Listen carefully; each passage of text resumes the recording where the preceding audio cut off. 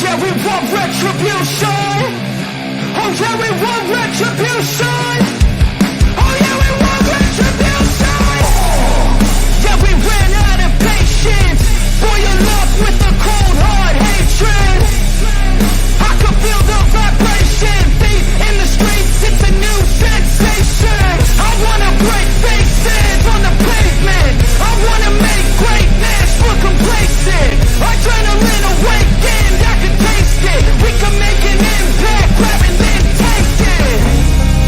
Like a disease, bring them to their knees. No thanks for their disease.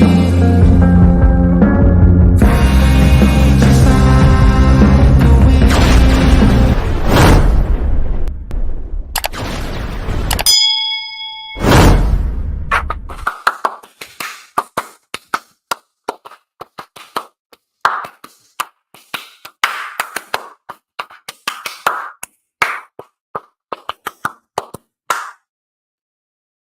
It is raining and it is humid out.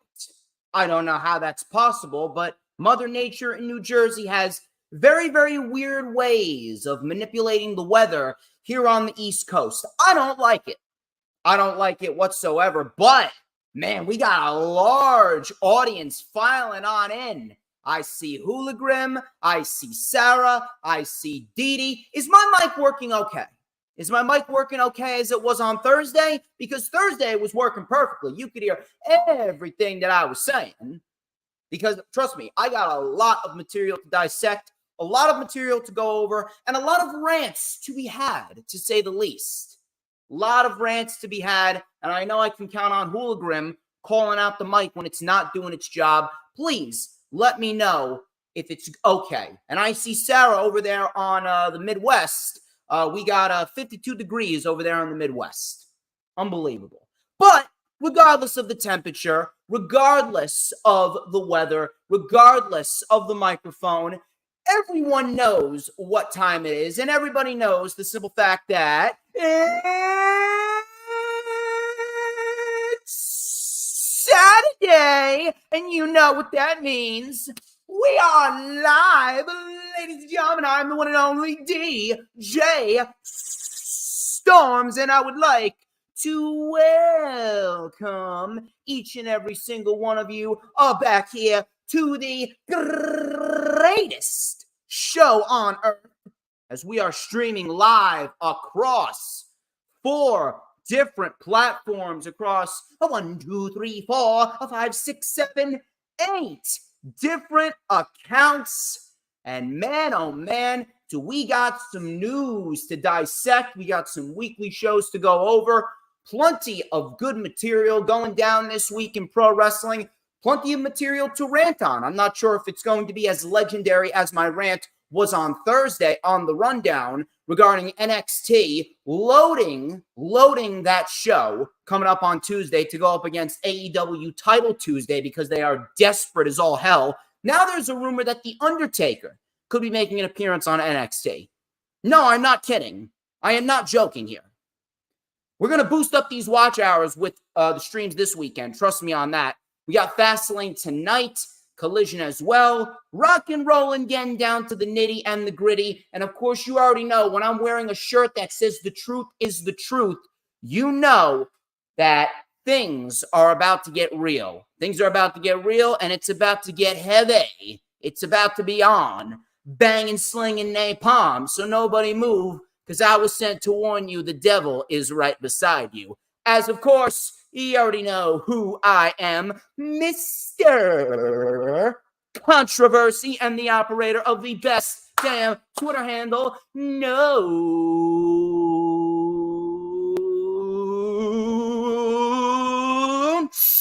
Oh. Hold on a minute. Hold on. Oh, God, you just got to inhale that. You just got to go.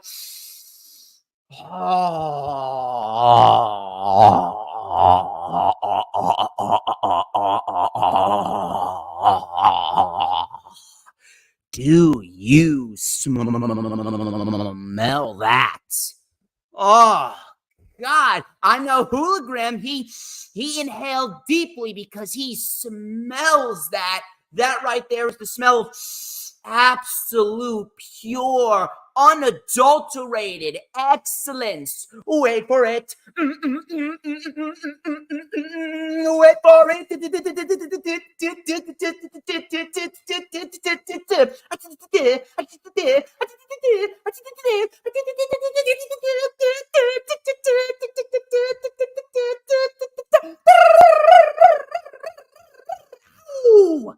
To mankind. Oh yeah. Oh yeah. It is time, baby, because this is the official Lightning Flash update.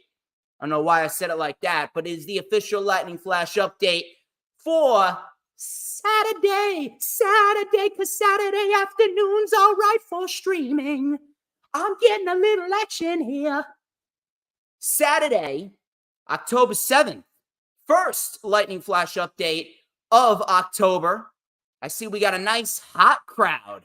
Sarah Hoolagrim, the final horse, Dee, Dylan Catcham. I like it. I like it a lot. Plenty of good material to dissect, and we are not going to waste any more time. We're going to get right into the brand promotions and the advertisements that we got to get through. Let me catch my breath here after that. I'm already sweating. And the stream hasn't even gone on for 10 minutes.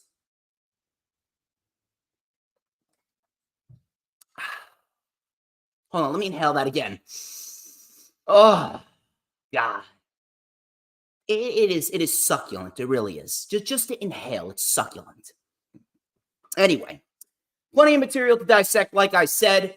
We're going to go over Jade Cargill. Jade Cargill potentially making her WWE debut tonight at Fastlane. She could be slated to go to the Raw brand. WWE has been dropping hints regarding CM Punk. Could he be coming back to WWE? CM Punk reportedly is already in talks with WWE about a potential return, although nothing has been finalized. And of course, we got a report regarding Ricky Starks. He could very well go to WWE when his contract with AEW is up. We're going to talk about the original plans for Mustafa Ali before he got released. And apparently a lot of ex-WWE talent that is currently in AEW right now see it as a step down. They see it as a downgrade. I don't really know why anyone would see AEW as a downgrade. That right there is probably the most unintelligent mentality that anyone in the professional wrestling community could even have. AEW is a powerhouse, and you're going to have to get behind that. And if you aren't going to get behind that, then you should not be involved in the wrestling community. You do not deserve the air that we inhale. But anyway, before we get into all of the festivities here on the Lightning Flash update, please do not forget to follow me on social media. Please follow me on X and Instagram. Shout out to Mac the Giants fan, who is currently in the chat right now. Follow me on X and Instagram at HistoryMakerDJS. Once again, that is at HistoryMakerDJS, both on X and Instagram. You can also add me on my personal Facebook as well. Please make sure that you like the official DJ Storms business page, and I may just send you an invite to join the official DJ Storms Posse group on Facebook. That is, all of those links are in the description of this very video. Please, if you missed it, go and check out the rundown for WWE Fastlane.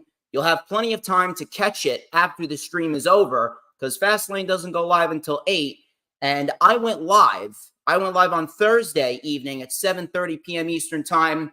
I did a major rant regarding NXT and the blatant pettiness towards AEW on Title Tuesday, when AEW was forced onto Tuesday because of the Major League Baseball playoffs. And I also dissected all the matches going down tonight on the Peacock, that is. Please get your mind out of the gutter, you savages.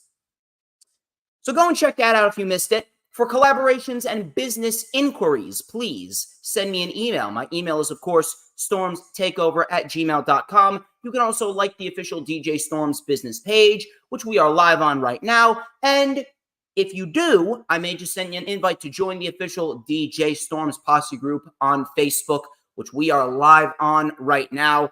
All of those links are in the description of this very stream, whether you're watching on Facebook or YouTube. Couple of sponsorships I want to get out there. My girl, Brittany K. She's a wonderful woman, a wonderful human being, big supporter of the brand, and a very good friend of mine. She does beautifully crafted designs of professional wrestlers from any and all wrestling companies, and she also does Twitter avies and banners. So if you guys are looking to get yourself a new avie or a banner for social media, or you're just looking to own one of these beautifully crafted drawings from scratch, by the way, she's an unbelievable graphic designer. Please go and check her out. Her links are in the description. Her X account is BrittanyK5150. While her Instagram account is Brittany K Designs. Trust me on this, you will not regret it. Shout out to PWP Nation, created by Jay Aletto. And me and Jay Aletto, we will have our work cut out for us next Thursday, October 12th at 7:30 p.m. Eastern Time, when we go live with World of Wrestling, episode number 2. A lot of good topics to talk about. We're going to go over Wrestle Dream. We're going to go over Fastlane. We're going to talk about Adam Cole's injury. Is it a work or is it legit? We're going to talk about Tiffany Stratton's status after her 2 losses to Becky Lynch. She's buried. She's buried. I'm sorry. This humidity just really gets me congested. And then we're also going to talk about the quality increase in Raw and SmackDown as of lately. Fastlane looks pretty decent tonight. Why has WWE decided to get a little bit more serious with their weekly shows? Could it be because Vince McMahon has taken a step back? Is Vince McMahon under government investigation already? Or is Ari Emanuel protecting him because the government investigation is currently pending? Either way, something is going on. Something is going on that we are not hearing about. Either way, plenty of good topics to talk about next week on World of Wrestling episode 2. It's going to be a lot of good discussion. It's going to be a lot of good banter as well. So please go and set your notifications for World of Wrestling next Thursday, October 12th, 7:30 p.m. Eastern Time. Tomorrow afternoon, 2 p.m. Eastern Time, I'll be flying solo for the rewind for WWE Fastlane 2023. That will be live tomorrow once again at 2 p.m. Eastern Time, October 8th. Plenty of material that is going to come out of tonight's show, including, here's a little tidbit of information for you. Joaquin Wilde and Cruz del Toro were taken out by Bobby Lashley and the Profits last night on SmackDown. PW Insider reported that this is an angle that could set up the return of Carlito. I spit in the face of people who don't want to be cool. So Carlito could very well be making his WWE return tonight. First time that we've seen him since Backlash in May. And Carlito could be teaming with Santos Escobar and Rey Mysterio against Bobby Lashley and the Profits tonight on pay-per-view. So that's something that a lot of people have been looking forward to, the return of Carlito, since he is now back with the company full-time. Plenty of good material should go down tonight. Rewind is tomorrow. And my final shout-out, my final sponsorship that I would like to bring to light is Corporate Information Systems. Corporate Information Systems, with more than 4 decades of experience, Corporate Information System is recognized by Forbes as, and I quote, one of America's best recruiting firms. They specialize in providing recruiting solutions to companies in a variety of industries such as high tech, food and beverage, construction, and medical devices. Now, finding the right candidates can be a time-consuming and challenging process, which is why CIS offers a wide range of services designed to make your recruitment process easier and more efficient. They provide a seamless and stress-free experience for both clients and candidates. So listen, if you are looking for a trusted recruiting partner to help you fill your hiring needs or help advance your career, please contact my friends over at Corporate Information System. You can check out their website at www.cisrecruiters.com. Once again, www.cisrecruiters.com. Corporate Information System, placing talent where it can thrive. Of course, please make sure that you hit the like button, whether you're watching it on Facebook or whether you're watching it on X or Twitch or YouTube. And on top of that, when you hit that like button, share the stream out on all platforms, social media. Share it out to Facebook, Instagram, X, Pinterest, Tumblr, Snapchat, TikTok, whatever social media platforms that you may be using. It is very, very vital that you do so, because that way it gets more people in here, gets more eyes on me, gets more eyes on the brand, and everyone knows that everyone needs a little dose of DJ Shizzle Dizzle in their life, because it's a known fact that I make people's lives better. That's what I do. I always make people's lives better. There is not a single person that has come across me that has not had their life enhanced by me. And if you hear otherwise, they're lying. I am just that damn good that I make everyone's lives better. Of course, when you share the stream out, you got to make sure, if you're watching on YouTube, whether it be my YouTube channel or Hardcore Sports YouTube channel, please make sure you hit the like button and hit the subscribe button. It is very, very vital that you do so. I am on the road to 2,200 subs. Meanwhile, Hardcore Sports is on the road to 800 subs. So please hit the subscribe button, and when you hit the subscribe button, you got to hit that notifications bell with a huge coup de grace, because that way you're going to know whenever I pop up on YouTube. And everyone knows that whenever I pop up on YouTube, oh, baby, it is the absolute best time to be on YouTube. I see Maria is already watching on Facebook, because we're live on the PWP Nation Facebook page as well. We got to get our names out there. And whenever I pop up on YouTube, you know that it is the best time to see this glorious, oh, so glorious sideburn chin strap combination and this beautiful mustache right here. Hang on, it's lodged away here somewhere. Hold on a minute. Hold on. It's lodged away here. Oh, yeah. Oh, yeah. Oh, yeah. It is this beautifully crafted, magical ace black comb, and we're going to light it up right here. Hang on. Oh, I got to blow on it. It's so hard. And we're going to light it up right here on Facebook, on Twitch, on YouTube, on X, with a little and a dash of and a whole lot of because like hot, steaming, sizzling pierogies. Yes, everyone's gotta love those pierogies. They are absolutely amazing. Those hot, sizzling pierogies right off of the frying pan. I am just so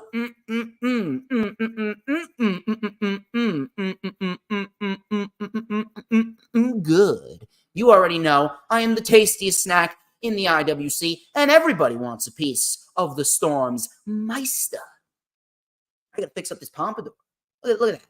Look at how perfect this pompadour is slipped back. It is absolutely amazing. And yes, James Punaseca throwing down the law. This comb will indeed be in the Wrestling Hall of Fame one day.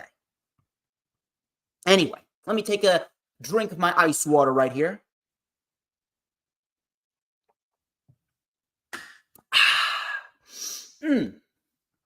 Enough of the self-brand promotion and the advertisements. Why don't we get straight into the news, rumors, and reports right here? And we're going to start with a report from Dave Meltzer stating that some former WWE wrestlers can't wait to get back to WWE. And this actually angered me. This actually pissed me off, because it really goes to show you how delusional some people are and how void of intelligence a lot of these professional wrestlers are. What do they think is going to happen if they go back to WWE? Do you honestly think that if someone goes back to WWE at this stage, you really think that they are going to be treated well? Of course not. So Dave Meltzer, he stated, and I quote, A lot of ex-WWE talent went to AEW and saw it as a step down. And even though some of them have been pushed, they haven't really helped the company, although they still may. But there are several that you get the impression that they can't wait to go back to WWE, see it as the major league, if they can get an offer when their AEW deal expires. End quote. This actually really got under my skin. Step down. AEW is a step down. So let me ask you this. A company owned by an individual that is just as rich, if not even more rich than Vince McMahon ever will be, someone who owns the Jacksonville Jaguars, someone who is running a company that has been the first major, TNA doesn't count, the first major company since WCW to come about, get a television deal, bring you on in, give you the platform to be yourself, even though you haven't really gotten all the opportunities that you wanted. Sometimes you get them, sometimes you don't. Sometimes you're in the right position, sometimes you're not. Sometimes it's a matter of luck. Sometimes it's a matter of being in the right place at the right time. You're going to see this as a step down after AEW just pulled off 80,000 people in Wembley Stadium for AEW All In. They went to All In. They packed that place. It wasn't a sellout, but they packed that place. A stadium show of that magnitude by a non-WWE show. A show that was probably AEW's best show ever. And all the opportunities that were given to so many people at AEW All In. You see that as a step down. No, but coming on into WWE and jobbing to Roman Reigns and going back and forth with The Miz and feuding with Akira Tozawa, like Dylan just said. Yeah, Malachi Black. He can't wait to go back to WWE so he can feud with Akira Tozawa. Vince McMahon just sold the company to Endeavor and his best friend, Ari Emanuel. Vince McMahon has more power than he's ever had before. And don't let anyone tell you any different. Vince McMahon has even more power than he had before he initially retired last July. Like I said on Thursday, I speak objectively, not subjectively. You want to go back to WWE when they brought in The Rock and they brought back Nia Jax, who was a detriment to the women's division, and they're planning on The Rock and Roman Reigns. Your ultimate goal is to be the top dog, isn't it? People like Andrade and people like Malachi and people like Claudio, although I don't think Claudio's going to go back to WWE. Maybe Keith Lee. What do you think Keith Lee is going to end up doing? They'll put him right back with the Bearcat gimmick. What about Malachi Black? They fired him legitimately a week after he was brought back, and he cost Big E the Intercontinental Championship. Cost Big E the Intercontinental Championship, was supposed to go into a feud with them, and then was released legitimately a week and a half later. Yeah, I'm sure Malachi Black is really looking forward to getting back to WWE. The only reason why Malachi and Buddy and Andrade would even consider going back to WWE is because they want to work alongside their significant others. Malachi wants to work with Zelina, and Andrade wants to work with Charlotte, and Buddy wants to work with Rhea Ripley. Those are the only reasons that I could honestly see those individuals wanting to go back to WWE, if they are the individuals that want to go back to WWE. Malachi Black, there's so much left on the table for Malachi Black to do in AEW. Would you rather go back to WWE and be a mid-card scrub, or would you rather stick with AEW and potentially feud with the Blackpool Combat Club, and potentially feud with the Don Callis family, and potentially feud with the Elite?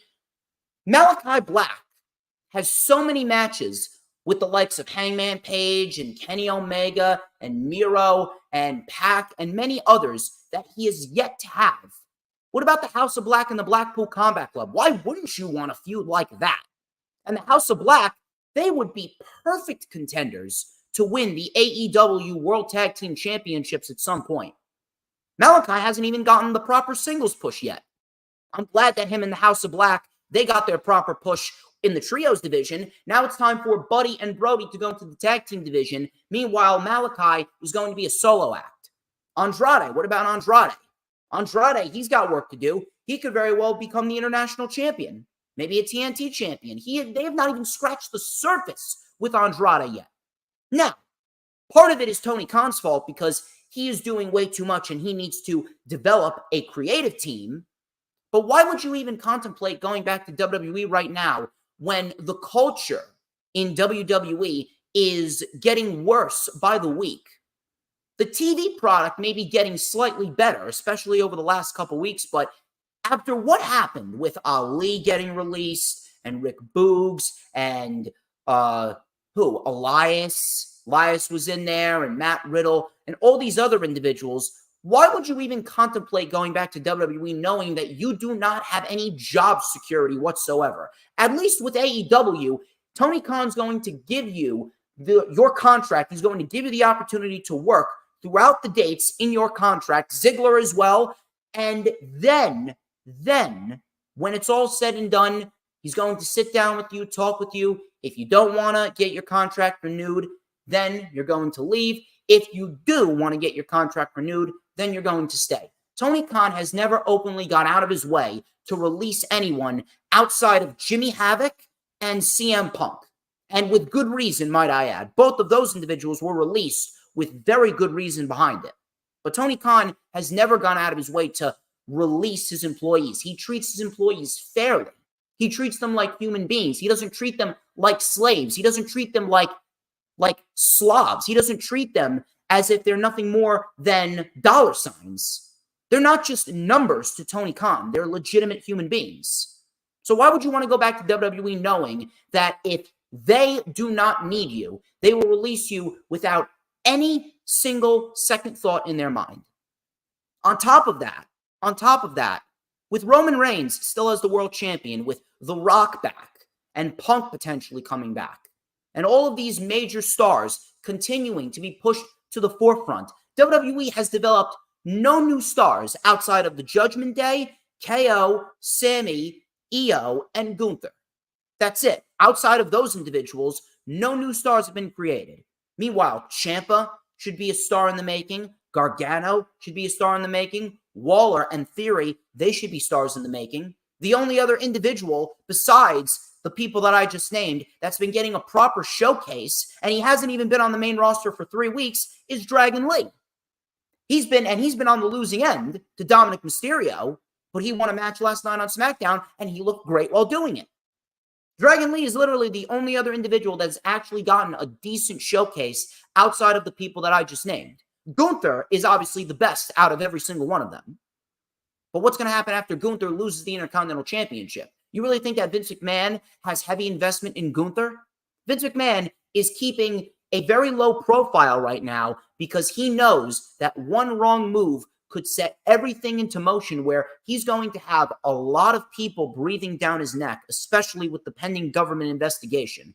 Vince is playing it safe right now, but if you do not think that Vince had a hand in releasing Ali and releasing Ziggler and releasing Rick Boogs and releasing many of other of these individuals, you are completely delusional. Step down, really? No. AEW, if anything, is a step up. If anything, AEW is just as successful as WWE. I don't care what anyone says. A secondary promotion does not pack 70,000, 80,000 people into Wembley Stadium. As soon as they did that, no one should ever call them a secondary company ever again. The pay-per-view buys have remained consistent. All In, wildly successful. All Out, wildly successful. Many of these pay-per-views have been wildly successful. The money is always going to be there for a company like WWE and AEW. But in terms of quality, AEW has been absolutely wiping the floor with WWE all year. Step down. If you really see it that way, go ahead and leave. Go ahead and leave. Go ahead and walk. Ask for your release. Don't resign. And then when you go back to WWE and you are treated like a bum, like Cody Rhodes is being treated like a bum, then we'll see if AEW is that much of a step down. God, I swear, some people are just ridiculously idiotic. especially pro wrestlers.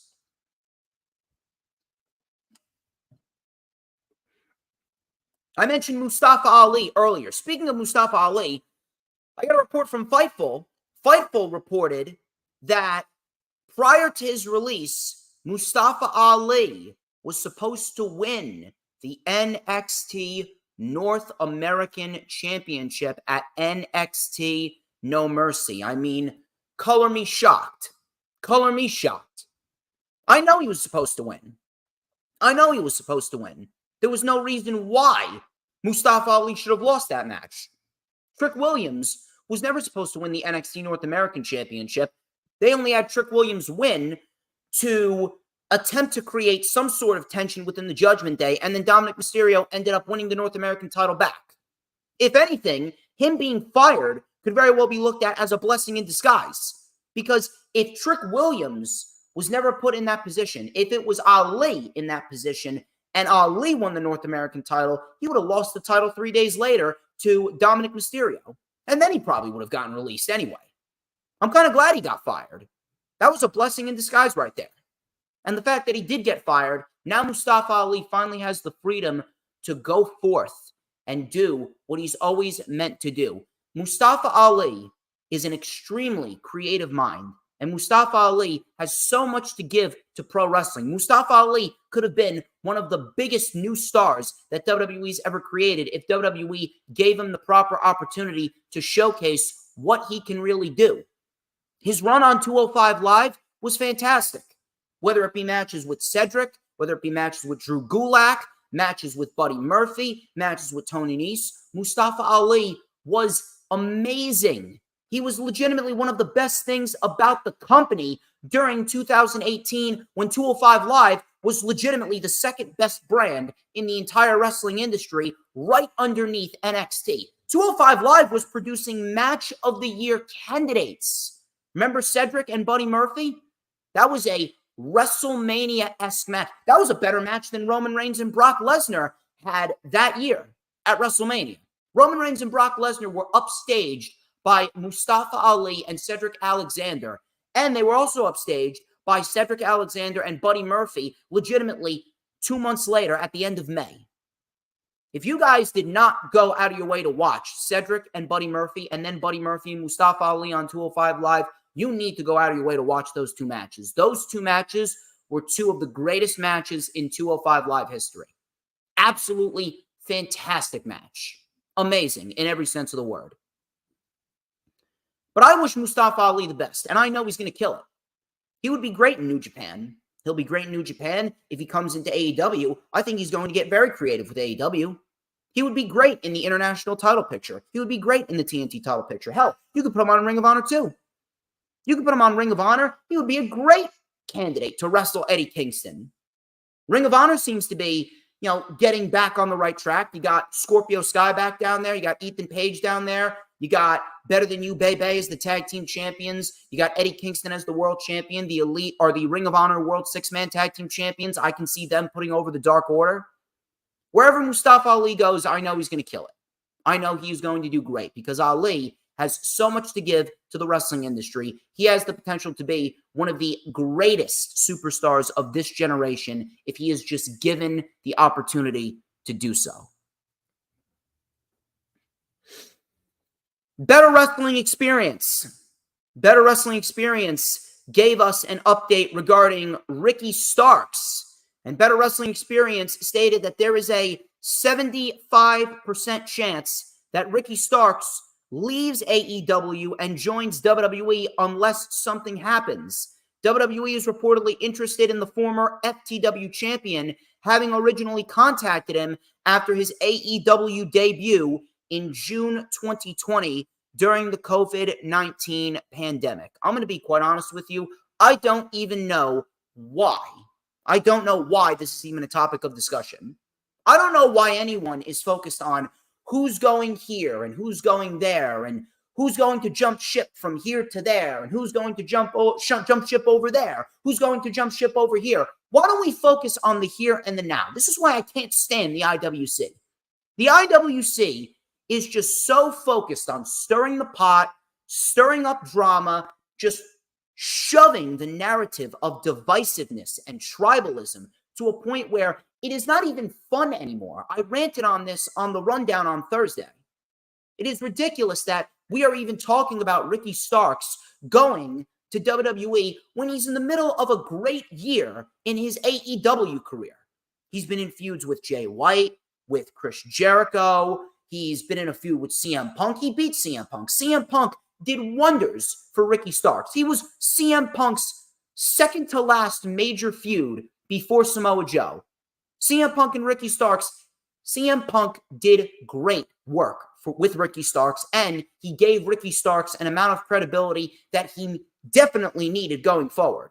Ricky Starks won the Owen Hart Cup tournament. He had one of the best matches of his career at All Out with Bryan Danielson. He pinned Bryan Danielson legitimately a few weeks ago. He got a pay-per-view win this past Sunday.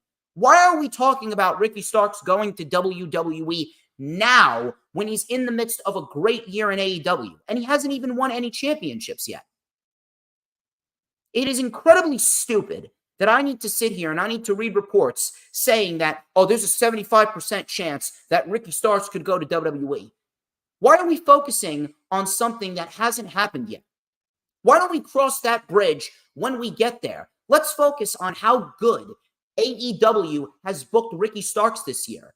He has won no major championships, and yet he's beaten the likes of Bryan Danielson, CM Punk, Chris Jericho. He had a damn good feud with Jay White.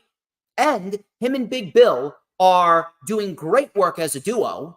Why are we focusing on Ricky Starks going to WWE? Let's cross that bridge when we get there. Let's focus when we get to that point. I have no problem with him jumping ship to WWE, but until that happens, why don't we focus on the here and the now? Appreciate what certain wrestlers are doing right now, because we don't know how long they're going to be around to operate at the level that they're operating at. It is very, very, very annoying, if I'm going to be quite honest with you. Very annoying that I have to read reports like that. So, Better Wrestling Experience was actually in the news a fair amount this week. Better Wrestling Experience also reported that WWE scrapped plans for Ilya Dragunov to be called up to the main roster earlier this year. And if I'm going to be quite honest, I have no issue with that whatsoever. I have absolutely zero problem with that. Because if we're going to be real, you take a look at the landscape of Raw and SmackDown right now. Where does Ilya Dragunov really fit in? They seem to be operating just fine on the main roster with Raw and SmackDown and the talent that they have. On top of that, with NXT continuing to be the worst brand in the industry, why would you want to remove Ilya Dragunov, who arguably could be looked at as the best thing about the NXT brand? Ilya Dragunov is so above NXT, it is not even funny. But NXT needs him. NXT needs him more than he needs NXT. And the fact that they scrapped these plans, I'm actually extremely happy that they did. Because now he just had a great match with Carmelo Hayes back at Great American Bash. He had a great match with Carmelo Hayes at No Mercy. And now he's the NXT champion. Well overdue for an NXT championship reign. Ilya Dragunov is unbelievable at what he does. He is so good, it is not even funny. He is legitimately the smaller version of Gunther.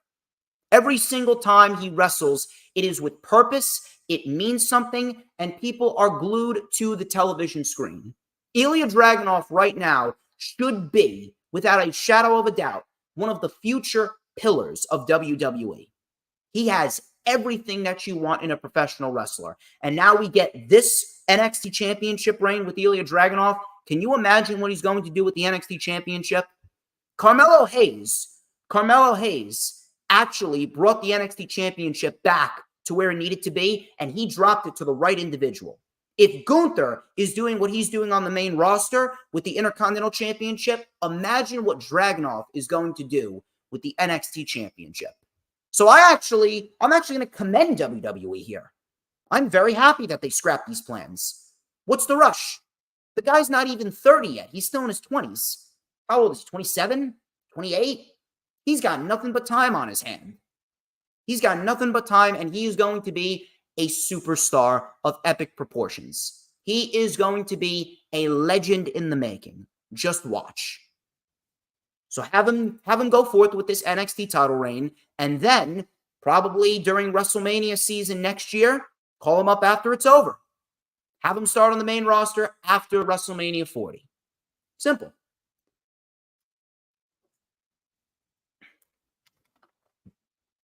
Moving on here.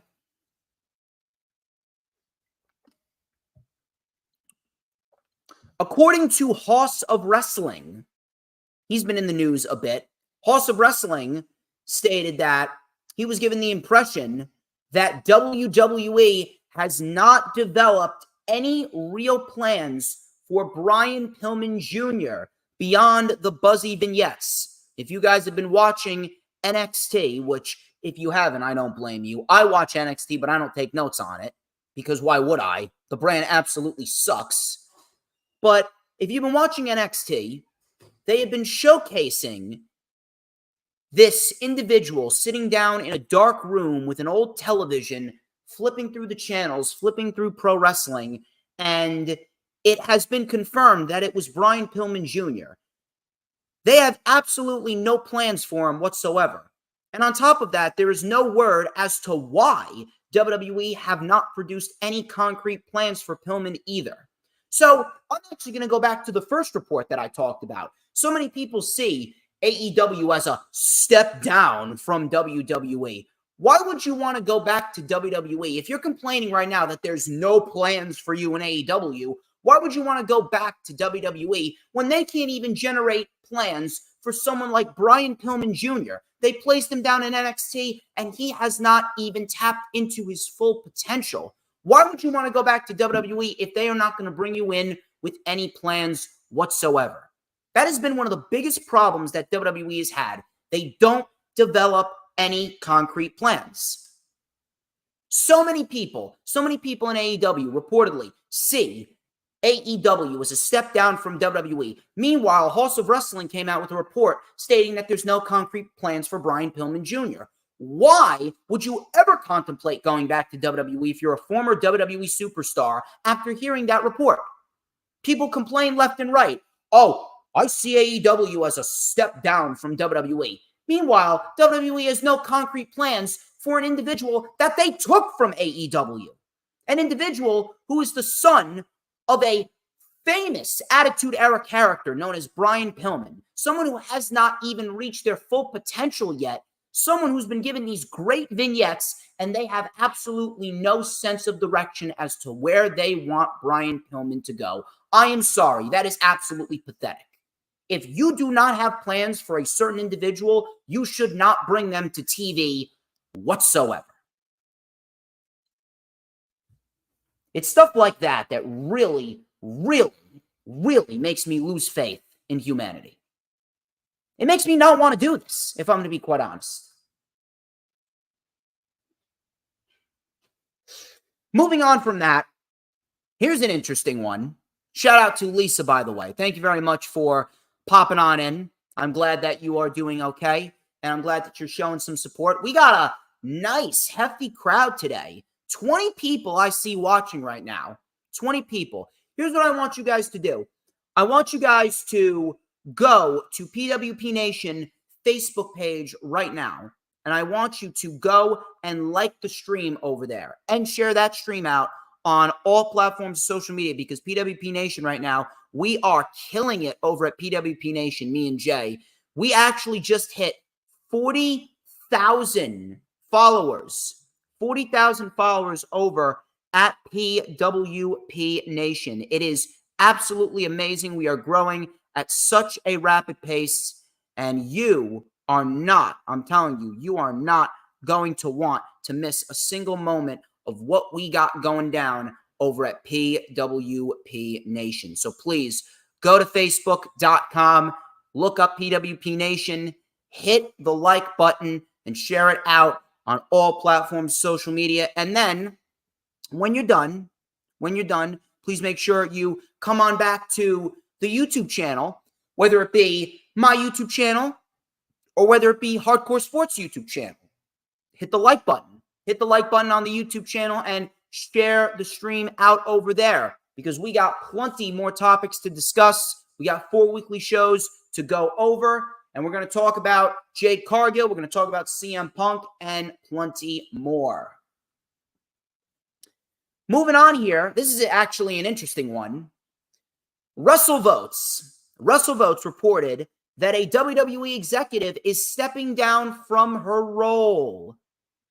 WrestleVotes tweeted out yesterday, and I quote, Suzette Ramirez Carr, who was an executive vice president, chief human resources officer, reporting directly to Vince McMahon, has informed WWE that she is stepping down from her role. She is stepping down from her role. Now, what does this mean? Well, considering that we have this topic to talk about next week on World of Wrestling, me and Jay specifically, I may as well talk about it a little bit here. I mentioned that Raw and SmackDown specifically have gotten slightly better. We've actually been getting serious, very focused storylines, no childish garbage, no sports entertainment crap. We have been getting some pretty decent wrestling. Fastlane has had a decent build. Fastlane doesn't look half bad. Even though there's only 5 matches on the show, it genuinely makes it feel a little bit more like a takeover, even though I wish that they would have put Gunther and Ciampa on the show. It's actually inexcusable that they didn't put Gunther and Ciampa on the show. But regardless, you don't normally see WWE programming on a decent little streak like that. 99% of the time, WWE programming is terrible, and that's a fact. Again, I speak objectively, not subjectively. WWE programming has been objectively bad, but we've actually been getting some decent programming the last couple weeks. Why is that? What changed? What changed since the merger became official? I really do wonder if there's currently something going on backstage with McMahon that we are not hearing about. Something is going on with Vince McMahon that is not being made public. I don't know what it is. Jay actually brought it to the table that he could just be recovering from spinal surgery. Normally, I would agree with Jay because Jay's actually pretty logical when he wants to be, but Vince McMahon's not a normal human being. That would work with a normal human being. Vince McMahon is a sociopath. Vince McMahon is out of his mind. Vince McMahon does not know when enough is enough. Vince McMahon will not go quietly into the night. And if he is going to go quietly into the night, if he's going to go into the night, period, then something else outside of what's going on in WWE would have had to have taken its course. And one of these things that has yet to take its course, or one thing that has not been made public, is the government investigation. We don't know what's going on. We don't know if it's another woman that's coming forth with more allegations against Vince. We don't know if the government investigation has already started and it's just not being made public. We do not know.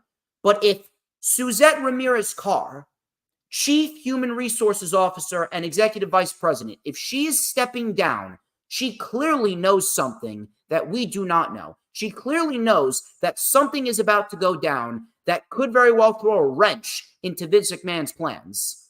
He sold the company to Endeavor and Ari Emanuel, who he's known for 2 decades, because he knows Ari Emanuel will allow him to do whatever he wants. But he is not out of the woodworks yet. I don't know what's going on, but something is going on backstage.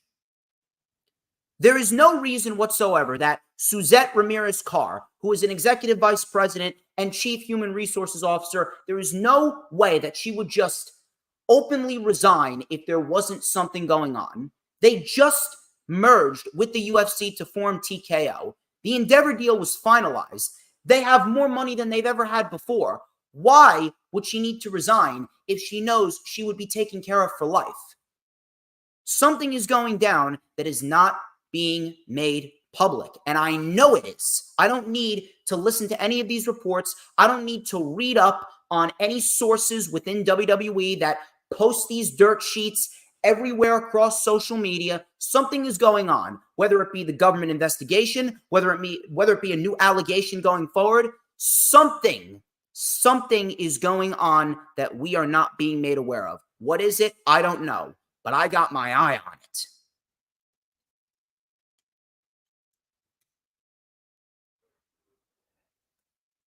Moving on here, let's talk about Mercedes Moné. Mercedes Moné, she recently spoke with Kevin Undergaro of AfterBuzz TV, and she was actually seen without her walking boot. If you remember, during AEW All In, when she was in the crowd, she had a walking boot on. And she was recovering from an ankle injury that she sustained against Willow Nightingale back in May. She also mentioned AEW Full Gear, furthering the possible speculation that she could be debuting in AEW. And if that's the case, I have absolutely zero issue with that at all. Mercedes Moné would easily be one of the biggest signings that AEW has ever acquired. Right next to CM Punk, right next to Edge, right next to Andrade, right next to Bryan, right next to Adam Cole. Mercedes Moné, she is the true change that the women's division needs, and she has the perfect shoe-in storyline. Why do you think Saraya is the AEW Women's World Champion right now? What has she done to make you believe that she is worthy of being the AEW Women's World Champion? Nothing. Not to say that she's terrible in the ring. She's not a bad wrestler whatsoever, but there's no momentum behind her. She doesn't have any steam or heat behind her. She was given the Women's World Championship because there is a perfect storyline in place. When she comes in, who do you think she's going to feud with? Mercedes Moné is going to be in a feud with Saraya, where Mercedes Moné is going to be the new Women's World Champion at the end of the day. And with Mercedes at the forefront, just like she did in NXT, just like she did on the main roster, she is going to be right at the forefront of the women's revolution. And the best part about it is she is not going to be held back, and she's not going to be erased from history because WWE or whoever the boss is, whoever the company that she's employed with, she's not going to be erased from history because the company that she's employed with did not want her at the forefront. WWE completely spit in the face of Mercedes Moné. They spit in the face of her work, and they spit in the face of women's wrestling. AEW has actually done a lot better in terms of women's wrestling. It has a long way to go, though. The women's division is not in any way, shape, or form where it needs to be. There's been a lot of scenarios this year that have knocked the women's division down several pegs, whether it be injuries, whether it be allegations from independent pro wrestlers, whatever it may be. Things have not looked good for the women's division for a good portion of this year. But with Saraya as the women's champion, with Toni Storm portraying this new elegant character, this timeless character, I know Crowbar is currently watching this material, and he is looking for his cut of the check because Crowbar was doing it before Toni Storm was doing it. I'm just letting you know. Either way, Mercedes Moné, she is the individual that this women's division needs. She has everything that you want in a women's wrestler.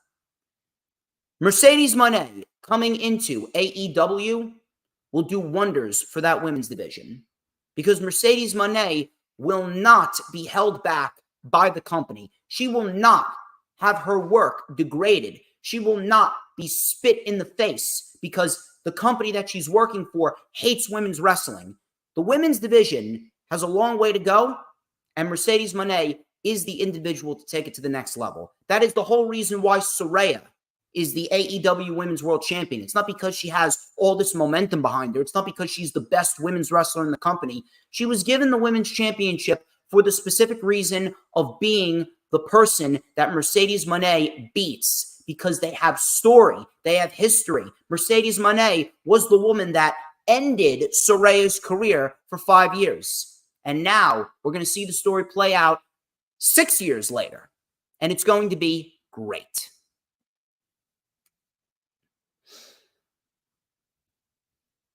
Moving on here, let's talk about CM Punk. Let's talk about CM Punk. Now, this has been a rather interesting topic of discussion. Recently, Seth Rollins has been slipping in little Easter eggs in his promos.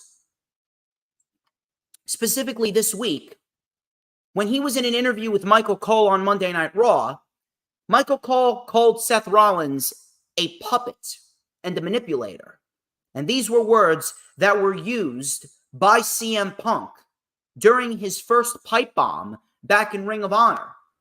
Corey Graves, when they were promoting Fastlane last night on SmackDown, Corey Graves, when he was talking about Seth Rollins and Shinsuke Nakamura's match, Corey Graves says the greatest trick the devil ever pulled was convincing the world that he didn't exist. That's a CM Punk line right there. The Wrestling Observer newsletter then came out stating that CM Punk is reportedly in talks with WWE about a potential return to the company. However, no deal has been completed yet. That right there is a major, major key factor that I want you guys to keep in mind. No deal has been completed yet. One WWE source actually commented to PW Insider stating if we brought CM Punk back to WWE, Royal Rumble could be a far grander moment. But that is if we brought him back. End quote. I have a lot to unpack regarding this. I really do. First of all, if we're going to talk about Survivor Series in Chicago,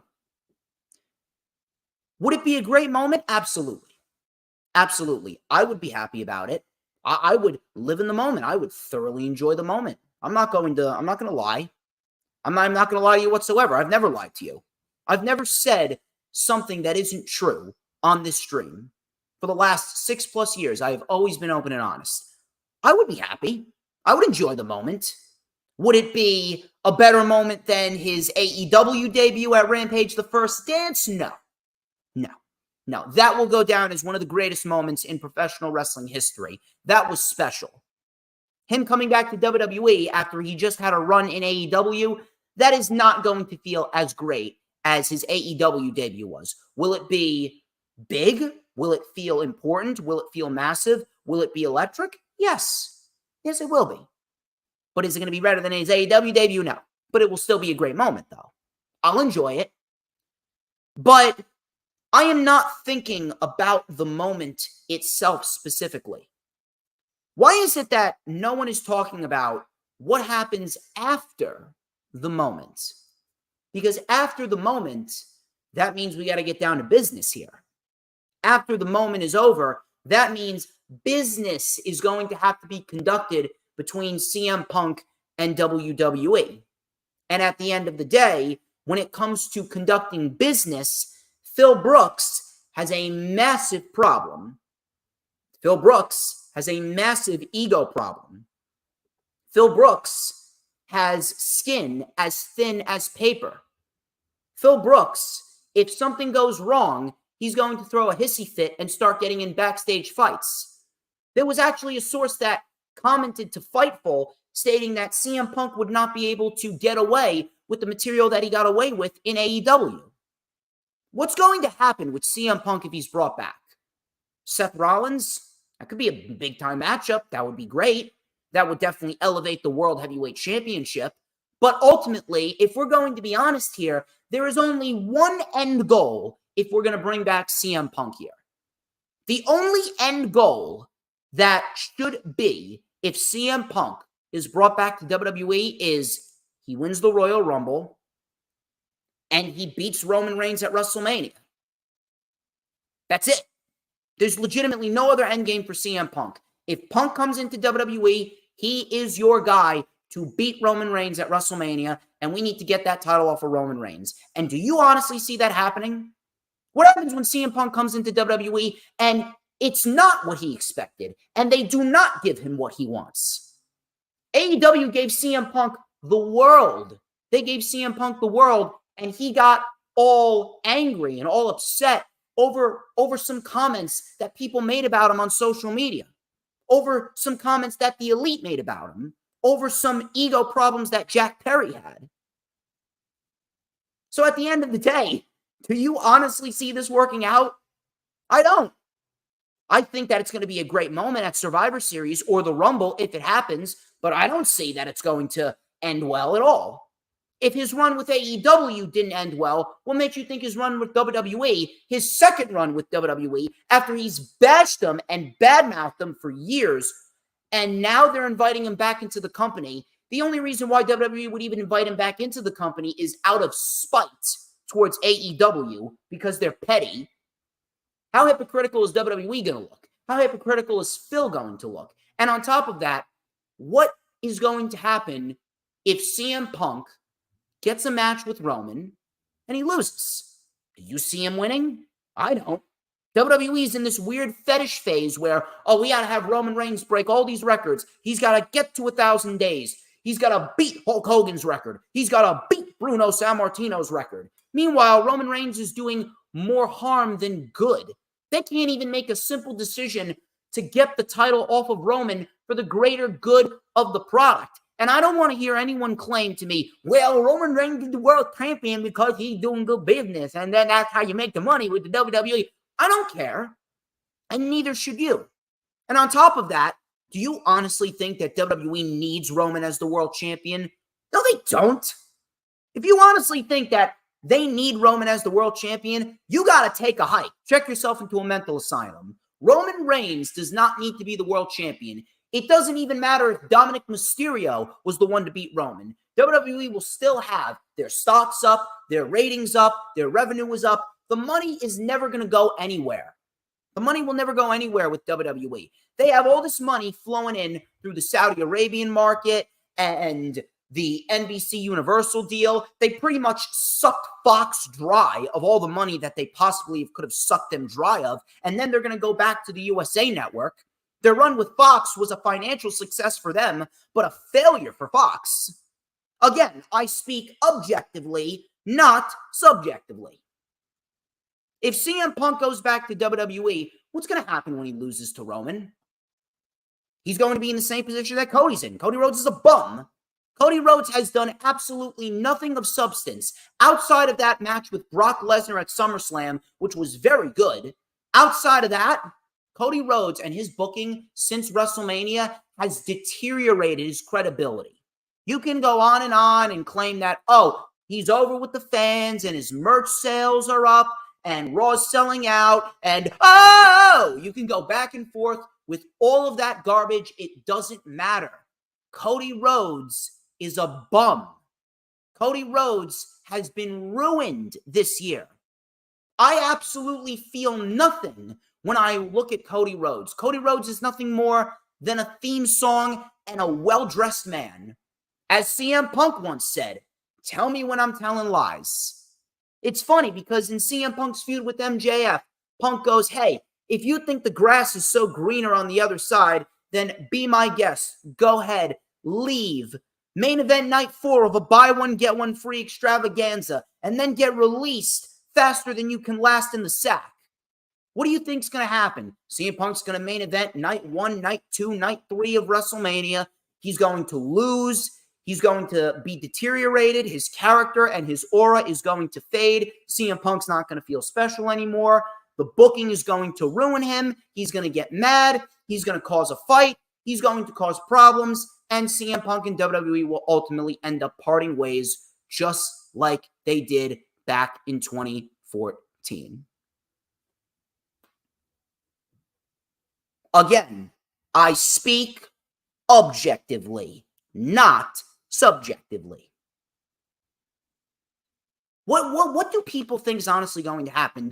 Has CM Punk or WWE, has CM Punk and WWE given you a reason to believe that things are going to work? Have they given you a reason? They haven't given me any reason.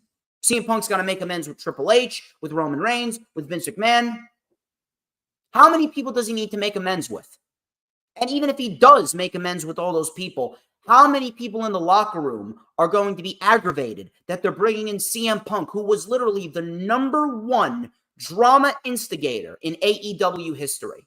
There has not been an individual that has caused as much drama as he's caused in AEW in the short 4-year history, the short 5-year history, other than Phil Brooks. Why do you think Tony Khan terminated the partnership with him? Why do you think Tony Khan let him go? Because Punk is more trouble than he's worth. And even if he isn't, let's say CM Punk does change. Let's say CM Punk does change. Do you honestly believe that WWE is going to book Punk well? Of course not. When have they willingly booked someone like CM Punk well? Gunther is lucky that he's in the position that he's in. You got Rollins, he's lucky that he's had a long, luxurious career that he's had. Bryan, lucky. Bryan was lucky that he got the aura that he was given. He's lucky that he got the moments that he was given. There is not a chance that CM Punk and WWE would work. The moment will be great. The moment at Survivor Series would be great. But in the end, if CM Punk is brought back into WWE, if he doesn't beat Roman at WrestleMania, what do you think's going to happen? Things are going to go south. Things will go south. And it doesn't even matter how much money WWE makes from it. WWE had no problem firing CM Punk on his wedding day, had no problem neglecting his health. You think that WWE won't do it again? The moment at Survivor Series will be great. But everything else that follows the moment, no one in WWE and Phil Brooks has not given you any reason to believe that it will end in any other way other than a disaster. People need to get with the program. You really need to get with the program here. Once again, I state, I speak objectively, not subjectively. Because when DJ Storm speaks, facts flow. Facts flow like Niagara Falls. I am a waterfall of truth. Nothing I say is wrong. We're going to move on here to our final report, and then we're going to get into the weekly show reviews. You got to get with the program here, Savage. I see Savage in the chat. CM Punk and WWE, it will not end well. If he comes into WWE, I'll enjoy the moment. But it's not going to end well.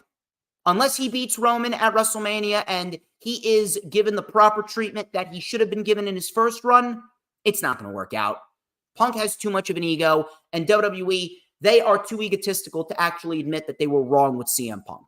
Roman Reigns is a detriment to the wrestling industry as we speak. And it's not because, and it may very well be because of him. It may very well be because he's the selfish one. I truthfully believe that Roman Reigns is just as as WWE is at fault for how terrible his title reign has been following WrestleMania 39. And on top of that, if Punk comes in, how is that fair to Cody? How is that fair to Cody, who has easily been the #1 babyface right behind LA Knight, that is, until LA Knight rose to prominence? Cody Rhodes was the #1 babyface, and they didn't pull the trigger on him when they should have. And then with The Rock coming back, if The Rock is available for WrestleMania 40, what does that mean for CM Punk? CM Punk ain't going to be doing anything regarding Roman Reigns. Moving on here to our final report, and then we're going to get into the weekly show reviews. PW Insider. They reported that multiple WWE sources stated that Jade Cargill could very well make her WWE debut at tonight's Fastlane pay-per-view in Indianapolis. And the word is that she would be headed to the Raw brand. I don't like this. And neither should you. This is not a good decision whatsoever. And you know why it's not a good decision? It's not a good decision because Jade Cargill, as we speak, is not ready. Jade Cargill has not been ready. She was a decent wrestler among a sea of individuals in AEW who were all ahead of her. Now that she's in WWE, now that she's training in the PC, this should be her moment to work on her in-ring craft. I don't care if she's got a great look. I don't care if she can talk. If Jade Cargill is not ready from an in-ring standpoint, Jade Cargill should not be in a position where she should be on main roster television. On top of that, you have a perfect shoe-in storyline in NXT for Jade Cargill. Why would you not want to do Jade Cargill versus Becky Lynch for the NXT Women's Championship at some point? That right there is a major, major money match. That right there is a match that could take Jade Cargill to the next level. That right there is a match that everyone and their mother would have predicted for Jade Cargill as soon as Becky Lynch won the NXT Women's title and Jade Cargill was already in talks of leaving AEW, finishing up, and then going forth and signing with WWE. I don't care what kind of atmosphere it is with WWE. I don't care if it's based on looks. I don't care if it's based on promo ability. I don't care if it's based on aura. If you cannot wrestle, you should not be on TV. It is all about pro wrestling. We're in 2023.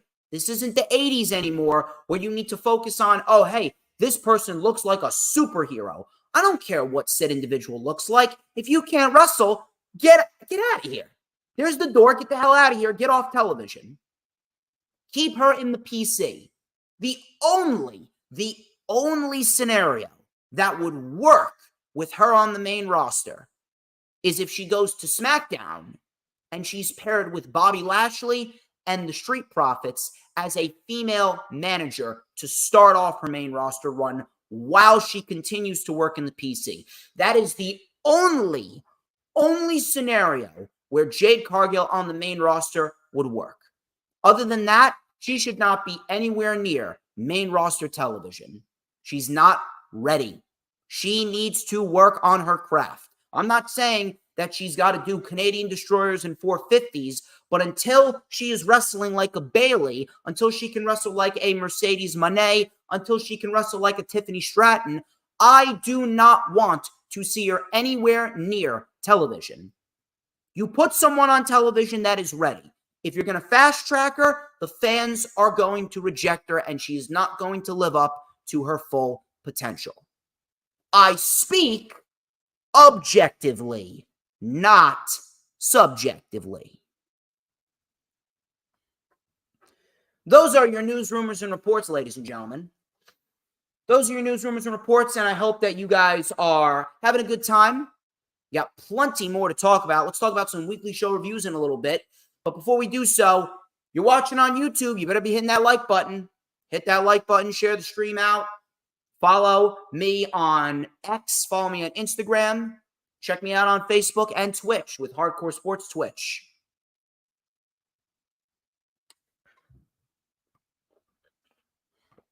Right here. Objectively. That's what I do. Everything that comes out of my mouth is objective.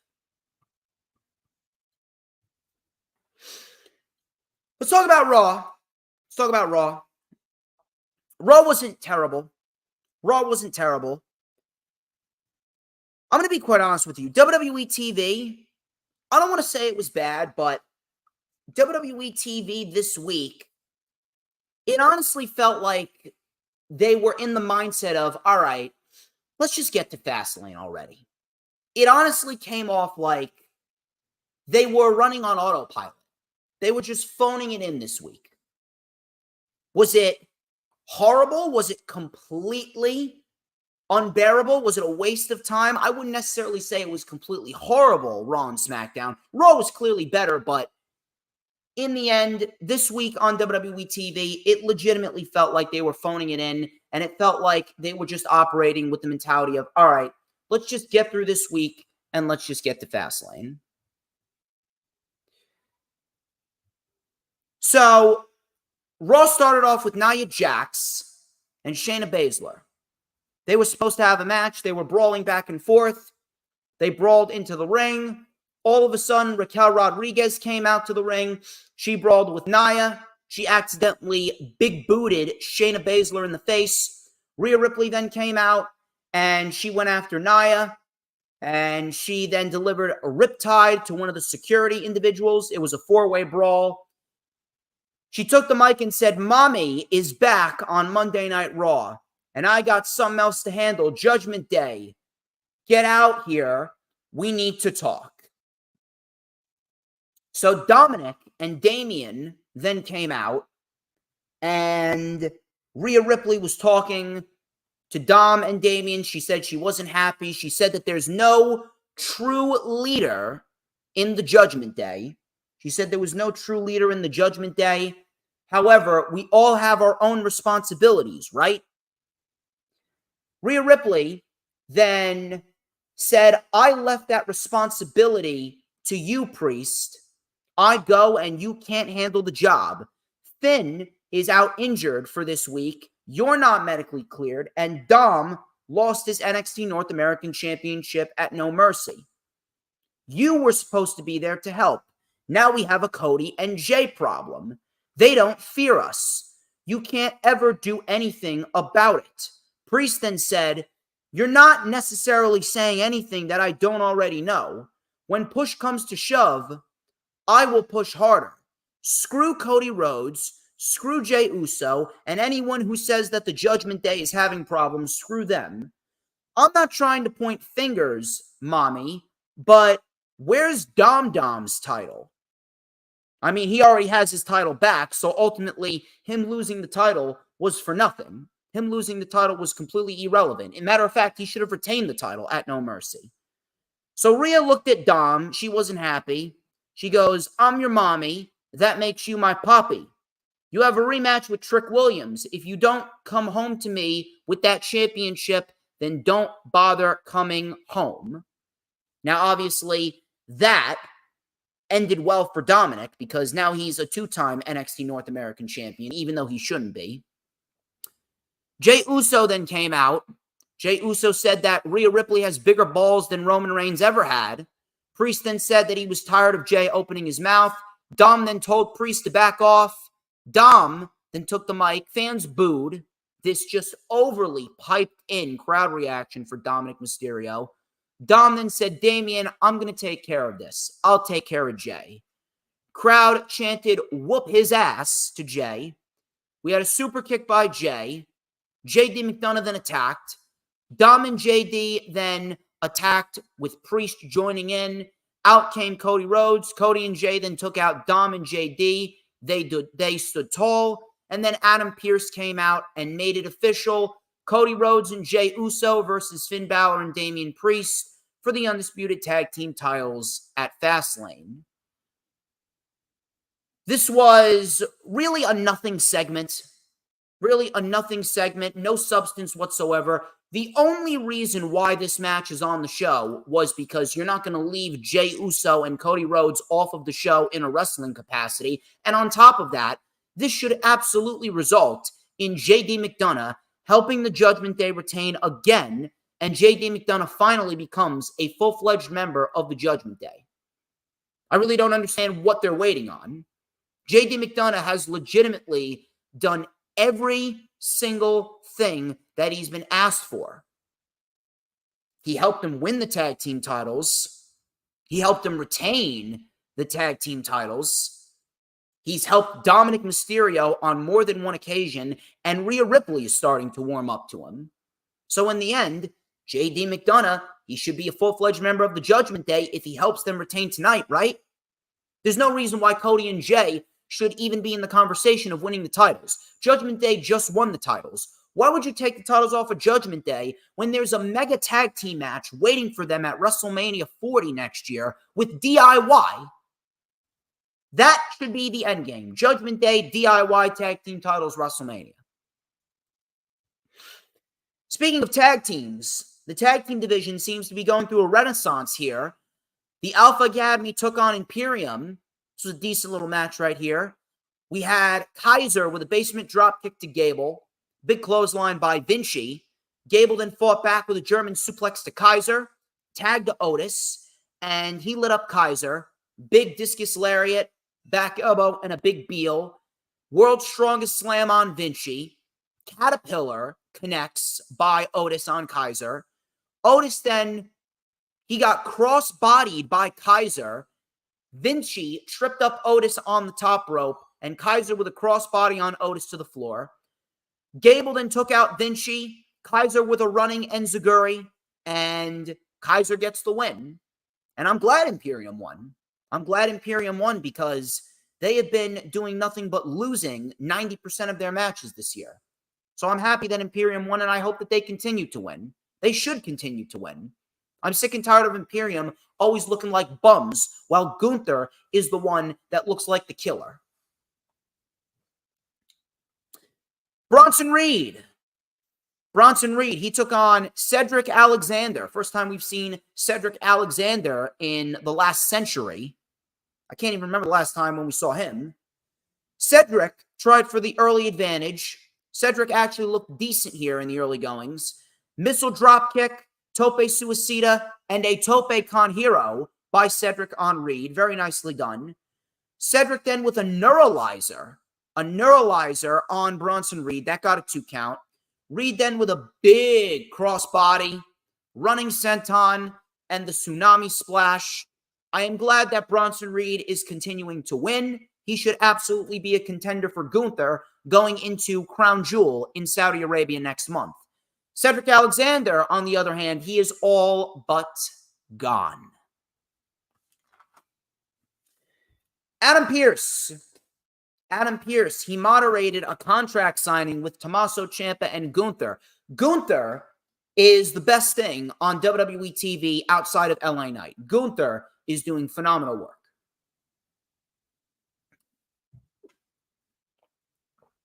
So, Ciampa came out. He signed it first. Ciampa then said, "What I'm setting out to do is beyond my own imagination. The sun will shine a bit different. Ever since you came to WWE, you were served 5-course meals. Meanwhile, guys like me, we were served roadkill and expect to turn it into filet. Look at me when I'm talking to you," said Ciampa. So Ciampa really got intense here, and he really spoke from the heart. He goes, "I will have my family at ringside. I will fight for me. I will wrestle with my entire heart," says Ciampa, "and I will be the new Intercontinental Champion." So Ciampa got a nice little ovation for that promo. Gunther then said, "First of all, this is an official contract signing, and you chose to show up like this." So obviously Gunther, he's wearing his suit, and he's looking very, very regal. Ciampa obviously showing up in the cargo pants and the street clothes. So Gunther then said, "Showing up like this, that tells me everything I need to know about you. I will say this, you talk about standing up for yourself. I respect that, and that's very noble. You know what means the most to me? This," and he pointed to the Intercontinental Championship. "I am the longest reigning Intercontinental Champion of all time." Ciampa then sarcastically clapped for Gunther and said, "Just sign the damn contract." Gunther then told Ciampa never to interrupt him again.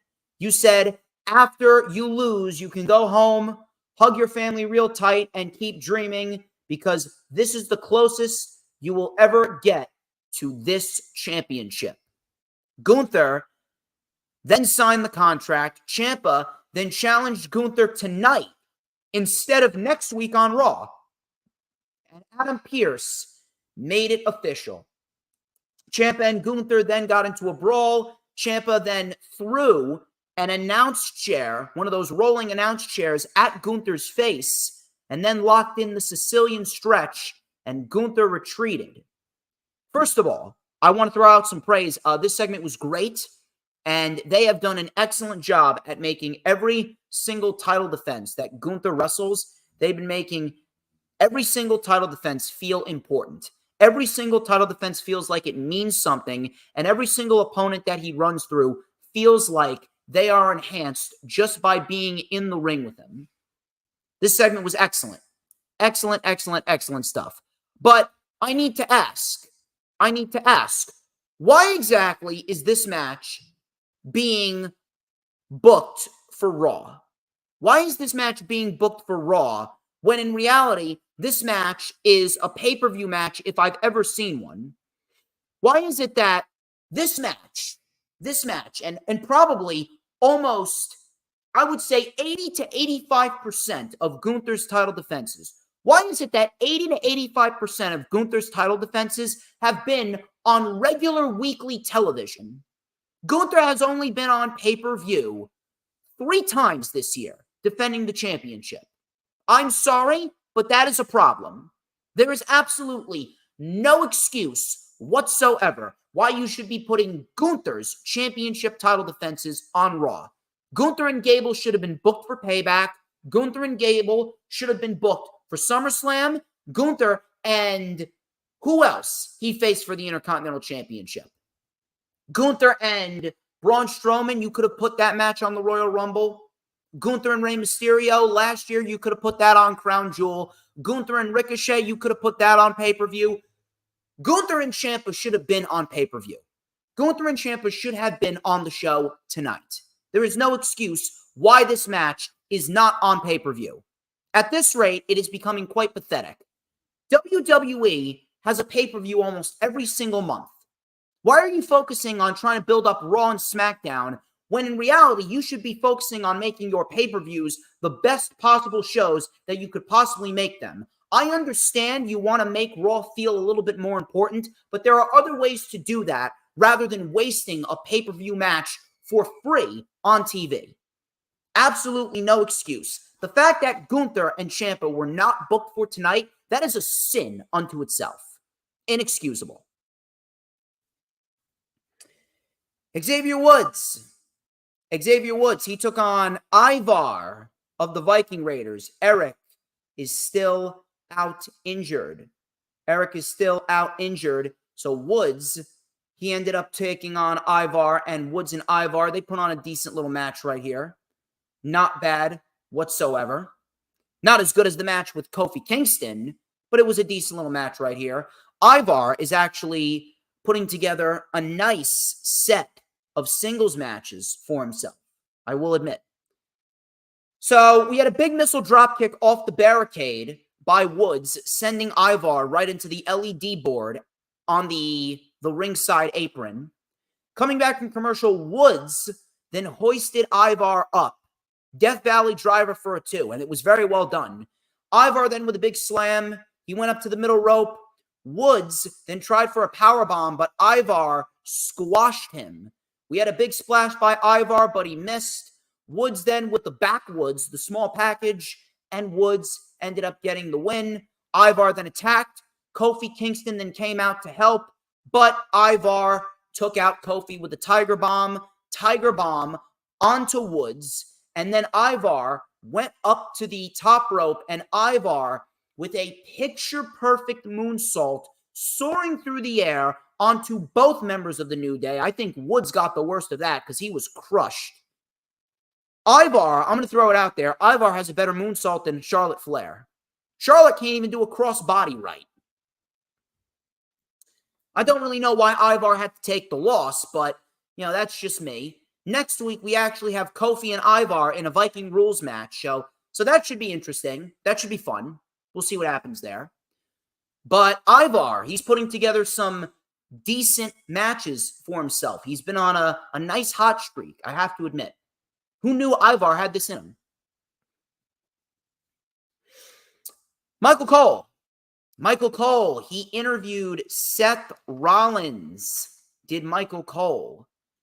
So Rollins came out doing his thing, and Rollins says, "Welcome to Monday Night Rollins." Cole said he's known Rollins for a long time.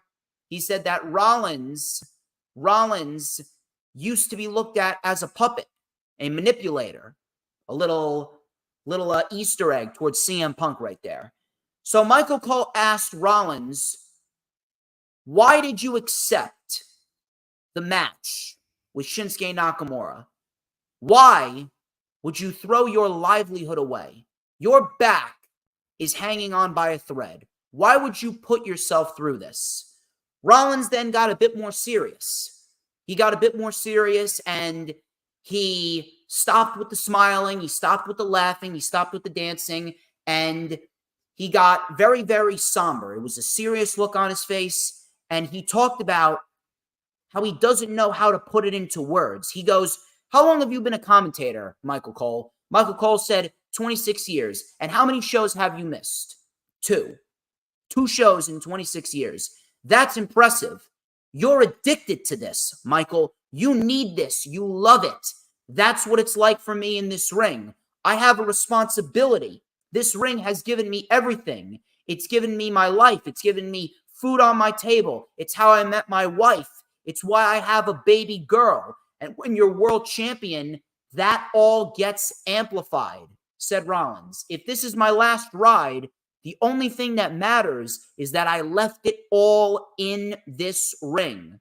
I need to be the example for my daughter. It's a feeling, and it just feels right." Nakamura then came up on the Titantron. He said a few things in Japanese, and he said that Rollins wants the world to feel sorry for him. He's tired of Seth Rollins' nonsense. And all of a sudden, Nakamura attacks Seth Rollins with a Kinshasa right to the back. Nakamura had a pre-recorded video where he was counting to 10 on the TV screen, and Rollins kept getting up. Nakamura then took a steel chair, bashed Rollins with the chair, sat on the chair, very proud of himself. The Titantron video came up, started counting again. Rollins got up. Nakamura has had enough. Nakamura delivers one final Kinshasa. Nakamura counted to 10, stood tall, and raised the World Heavyweight Championship up above his head. This was great. This was great. Rollins and Nakamura, I'm not sure what happened. I'm not sure what changed, but Rollins and Nakamura, they have done a very good job over the course of the last 3 weeks developing a nice amount of heat for themselves. And this promo from Rollins, this was a great promo because everything that Seth Rollins said, it makes him more relatable. It makes him more relatable. It makes the audience want to attach themselves to Seth Rollins. It makes the audience want to get behind Seth Rollins because the audience can relate to the passion that Seth Rollins has, and he needs to be the example for his daughter. It's great, and it makes the World Heavyweight Championship that much more important because Seth Rollins is working to make sure that his daughter sees how Rollins is a fighting champion. If this is his last ride, he's going to leave it all in the ring, and he loves being world champion. And Nakamura doesn't care about any of that. Nakamura wants to take everything from Seth Rollins. Rollins has the one thing that Nakamura wants. The only thing that I wish they would have done is I really wish they would have brought to attention that Seth Rollins is the albatross that Shinsuke Nakamura has never been able to conquer. Rollins is 4-0 against Shinsuke Nakamura. Nakamura has never beaten Rollins. I really wish they would have brought that to light. If they did, it would have made the story just a little bit better. But this promo was great. Everything that Rollins said was genuine. It was relatable. And Nakamura, he's doing great work. He's doing great work. And he's enjoying himself while doing it. Nakamura is enjoying himself while he's doing it. Tegan Nox. Tegan Nox took on Chelsea Green. Natalya actually came out to help Tegan Nox. Nox with the shiniest wizard, and she wins. Why these 2-minute matches? I don't know. But yet some people want to say that WWE is the major leagues, but yet they can't even give the women more than 2 minutes on the show. Meanwhile, the women main evented Rampage last night, and they went 11 minutes. So Tegan Nox will be facing Becky Lynch next week on Monday Night Raw for the NXT Women's Championship. And then Becky Lynch has her work cut out for her at Halloween Havoc when she fights Lyra Valkyria. Drew McIntyre, he came out to address the crowd, and he says that he doesn't have to explain a thing to anyone in that locker room I'm going to stop being the savior. I've been doing it for years. I've been showing up and fighting less than 100%, and I'm done with that.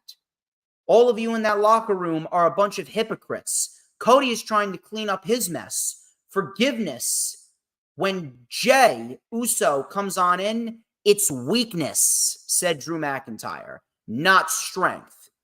The Miz then came out, and The Miz said he doesn't forgive Drew for what he did to him last week on Miz TV. He got the crowd to chant, "Shut up, Miz," and he canceled this week's edition of Miz TV. So Miz then said, "I'm standing up for you, and you told me to shut up. You think you are edgy? Why don't you embrace who you really are?" said Miz. So Drew then said, "I will get the wins and I will challenge for the world title like a man. So why don't you and I fight like men? Or are those balls still tiny?" said Drew. Miz then said, I am in a suit. You are in a skirt. In reality, you are self-absorbed. When someone gets beaten down, you're bad, Drew. But right now, you're good, Drew. I was wrong. You're not Batman. You're Two-Face. He goes, "I won't shut up, but when I look at you, I throw up." And then Miz goes, "Bleh." I don't know why anyone would have dared put that in the promo, because that was one of the dumbest things that I've ever heard. It's unbelievable. They're so bipolar with The Miz. One step forward, two steps back. He had a great feud with LA Knight, and then he's doing high school, not even high school, grammar school insults, doing fake throwing up noises in a promo with Drew McIntyre. It's unbelievable. And then he wrestled in a suit. This was completely irrelevant outside of one thing. The one thing that I took from this segment was Drew McIntyre. He took out his sword, and the referee had to take it away. He then ripped the turnbuckle pad off. And then threw Miz into the exposed turnbuckle. He didn't do the Claymore. He didn't win the match with the Claymore. He won the match with the Future Shock DDT. And then Drew then said, "You know what? I've done some thinking. I'm not the same guy I was 30 seconds ago. And so since I said I'm sorry, I'm automatically forgiven. Yay!" And then he tossed the mic very sarcastically. Now that was great. It's the little things like that make the biggest difference. And that's what I like what they're doing with Drew McIntyre. It's a slow burn. It's a slow build, and they are doing everything that they should be doing. And when Drew inevitably turns heel, it is going to be great. Cody Rhodes, the bum named Cody Rhodes. He came out to address his match at Fastlane. Adrenaline in my soul. Whoa, here comes Cody Rhodes. His booking has sucked all year. A vein in my head's about to blow. I can't stand this terrible show. Oh! So Cody Rhodes came out. He said that the Judgment Day will be on SmackDown, and so will he and Jey. And I will win the Undisputed Tag Team Championships with him. And then on Monday, it will be a very different Monday Night Raw. No substance in this promo whatsoever, outside of a, "Oh!" That was it. Next week, we also have Raquel Rodriguez and Nia Jax. God help Raquel Rodriguez. Exactly, Dylan. What brand split? What's a brand split? It's not like it happened back in May or anything. Main event. Main event was the best thing on the show, and definitely one of the best matches that you will see all month in wrestling. Tommaso Ciampa and Gunther Intercontinental Championship. This was great. Tommaso Ciampa is really starting to develop a nice amount of momentum for himself. He is slowly getting to where he needs to be. And it's very, very, very, very pleasing to see Tommaso Ciampa finally getting the opportunities that he has deserved. And once again, this is another thing. Ciampa and Gunther are the main event of the show. In no way, shape, or form would Ciampa and Gunther be the main event of the show if Vince McMahon was in charge. Vince isn't in charge as of right now. Something is going on backstage that is not being made public. I will continue to say it. So Gunther slowed the pace down. Nice chin lock. All of a sudden, the crowd started waving their cell phones around. I'm not sure what was that all about. I guess it was a little tribute to Bray Wyatt. So Gunther was locked into the Sicilian stretch. Gunther then got to the ropes. Gunther then went for a chop. He accidentally chopped the announce table. Ciampa then with a running knee off the apron. Ciampa then bashed Gunther's hand into the table. Back in the ring, he hit Willow's bell. That got a 2. Ciampa then with a step-up knee. We had Ciampa exposing the knee. Gunther with a drop kick for a 2. Ciampa with a reverse DDT and a V-trigger, and Gunther kicked out. Gunther then with a chop with the bad hand. We had a sleeper suplex, but Ciampa kicked out. Ciampa then with the Sicilian stretch. It was in deep. Gunther did not tap. He just barely got to the ropes. Ciampa then with some chops. A big boot by Ciampa. Powerbomb by Gunther. A second one. Sleeper hold locked in. And Ciampa ended up passing out. Ciampa ended up passing out. And Tommaso Ciampa loses, but he looked great in defeat. He was protected in defeat. Ciampa loses a great match to Gunther, and Gunther continues his reign of dominance as the Intercontinental Champion. Afterwards, Imperium attacked, and then all of a sudden, Johnny Gargano came out to make the save. He took out Imperium, and right before DIY was about to hit meeting in the middle, we had Raw going off the air and moving on to the next television show. So Tony Khan, he can get an overrun, but Monday Night Raw can't. I guess the USA Network doesn't really think Raw is that interesting to a point where it's worth an overrun. But oh my God, we got to start calling USA Network out because now USA Network's getting ready to cancel Raw. Did I do it right? Did I do it right with all these idiots that claim that AEW is going to get canceled by Time Warner? Not a bad show. Not a bad show, but again, it really felt like they phoned it in a little bit. Raw's been a lot better these last couple weeks, but this week, it wasn't bad. The promo with Rollins and Nakamura was good. Imperium was good. Gunther and Ciampa was great. The heel turn for Drew McIntyre is coming along nicely. Outside of that, really nothing over the top or crazy. AEW Dynamite 4-year anniversary. This is where I'm going to piss a lot of people off because this was a great show. A great show from top to bottom. Very, very solid stuff. I speak objectively, not subjectively. And it was a very nice celebration of the 4-year history of Dynamite. It was very nicely done. And we got ourselves some really great wrestling, some storytelling. We had some storyline advancement, and Title Tuesday is looking great. So Dynamite actually pulled off a really, really, really good show this past Wednesday, especially that main event. That main event segment with Adam Copeland and Christian Cage, man, that was great. So Renee Paquette, she interviewed Jericho and Omega to start the show. Adam Copeland then came in and wished them luck. Kenny Omega said that he's very, very happy to meet him, and he said that he was on the edge of his seat. He goes, if you need anything, let me know, and they shook hands.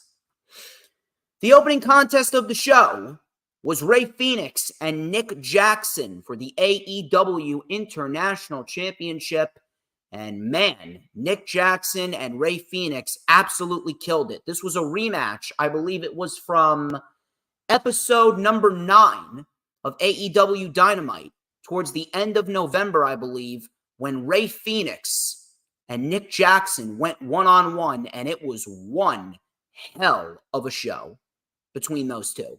One hell of a contest, one hell of a match. So Nick Jackson, he delivered a Hurricane Rana off the guardrail to Phoenix. Nick Jackson then stopped an armbar, and he hit a backstabber on Rey Fenix. So Rey Fenix has actually been dealing with an injury to his back. Nick Jackson then accidentally kicked the post, and he was DDT'd on the apron. Coming back from commercial, we had a super kick by Nick, a kip up by Phoenix, another super kick, a kip up, a double roundhouse kick, and both men are down. Great sequence. Roll up Hurricane Rana for a 2 by Phoenix. Nick Jackson then with a slingshot facebuster for a 2. Roundhouse kick with the bad leg. Avalanche cutter, but Phoenix kicked out. We had a forearm to the back. Poison Rana and a Canadian Destroyer. Phoenix still kicked out. Nick Jackson then with a running knee and a one-man BTE trigger. Rey kicked out again. We had a super kick with the bad leg. We had a PK and a frog splash. Nick Jackson kicked out. Spin kick. Nick Jackson tried for the roll-up. Rey Fenix then rolled up Nick Jackson. It was in deep. And 1, 2, 3, Rey Fenix retains the AEW International Championship in a great match. Not even a great match, an excellent match. And the AEW International Championship has been host to some of the best matches on weekly TV all year. This was no different. Excellent match. And I'm going to throw it out there for you. Rey Fenix, even with a bad back, Rey Fenix wrestles better than half of the talent that you see in pro wrestling today, and he's got a bad back. I mean, my God. You want to talk about elite? Rey Fenix is the definition of elite. And it's time that you start putting some respect on his name. The International Championship has been excellent ever since its inception. And Rey Fenix, unfortunately, I think he's going to lose next week to Jon Moxley. If it was up to me, I would not have Rey Fenix lose. If it was up to me, I would not in any way, shape, or form have Rey Fenix lose the International Championship. I would keep the title on him because he's putting on great matches. Jon Moxley doesn't even need it right now. You could do Rey Fenix and Jon Moxley at a different time without the championship. I would keep the title on Rey Fenix, and I would actually have Rey Fenix take that championship going into Winter is Coming, and I would have him drop it to Ricky Starks. That's what I would do. That, I think, would be the best case scenario. I think Ricky Starks would make a great international championship holder. He would be a great international champion. Rey Fenix retains, and Rey Fenix, he may be the greatest luchador of this generation. He may be the greatest luchador of this generation. Right now, it's a tie between him and Dragon Lee.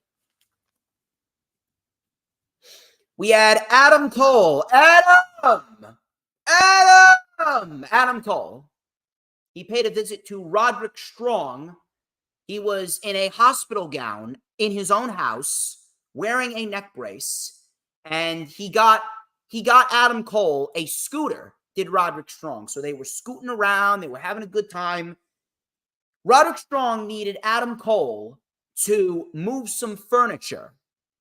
And now I am watching this and I'm thinking to myself, this is a guy that's supposed to be injured. This guy ain't injured whatsoever. I do not believe for 1 second that Adam Cole is injured. I think it's a work. And I think we're going to find out sooner rather than later that he is the man that orchestrated those individuals to attack Jay White. So the first time that they played this, there was no sound. There was TBS having a production issue again, but they replayed it. They made good on it, and then they gave us a 10-minute overrun. So we got ourselves a great show in the end, and I guess the fans won. So after this, Cole tried to leave after re-innovating Roderick Strong's house. Cole tried to leave, and Strong went, "Hey, Adam, I still need you." And that was the end of the segment. I'm loving what they're doing here. Adam Cole and Roderick Strong and the Kingdom. This is probably the best thing on AEW television right now. Matter of fact, what am I saying? It is the best thing on AEW television right now. And this is the best storyline in the entire wrestling industry. Griff Garrison, he was in the ring waiting for a match, and Wardlow made his return to AEW TV. Wardlow, he grew his hair out a bit more. Wardlow, he came in, focused as ever. Crowd was chanting Wardlow, and he delivered 5 power bombs, and the ref actually had to stop the match.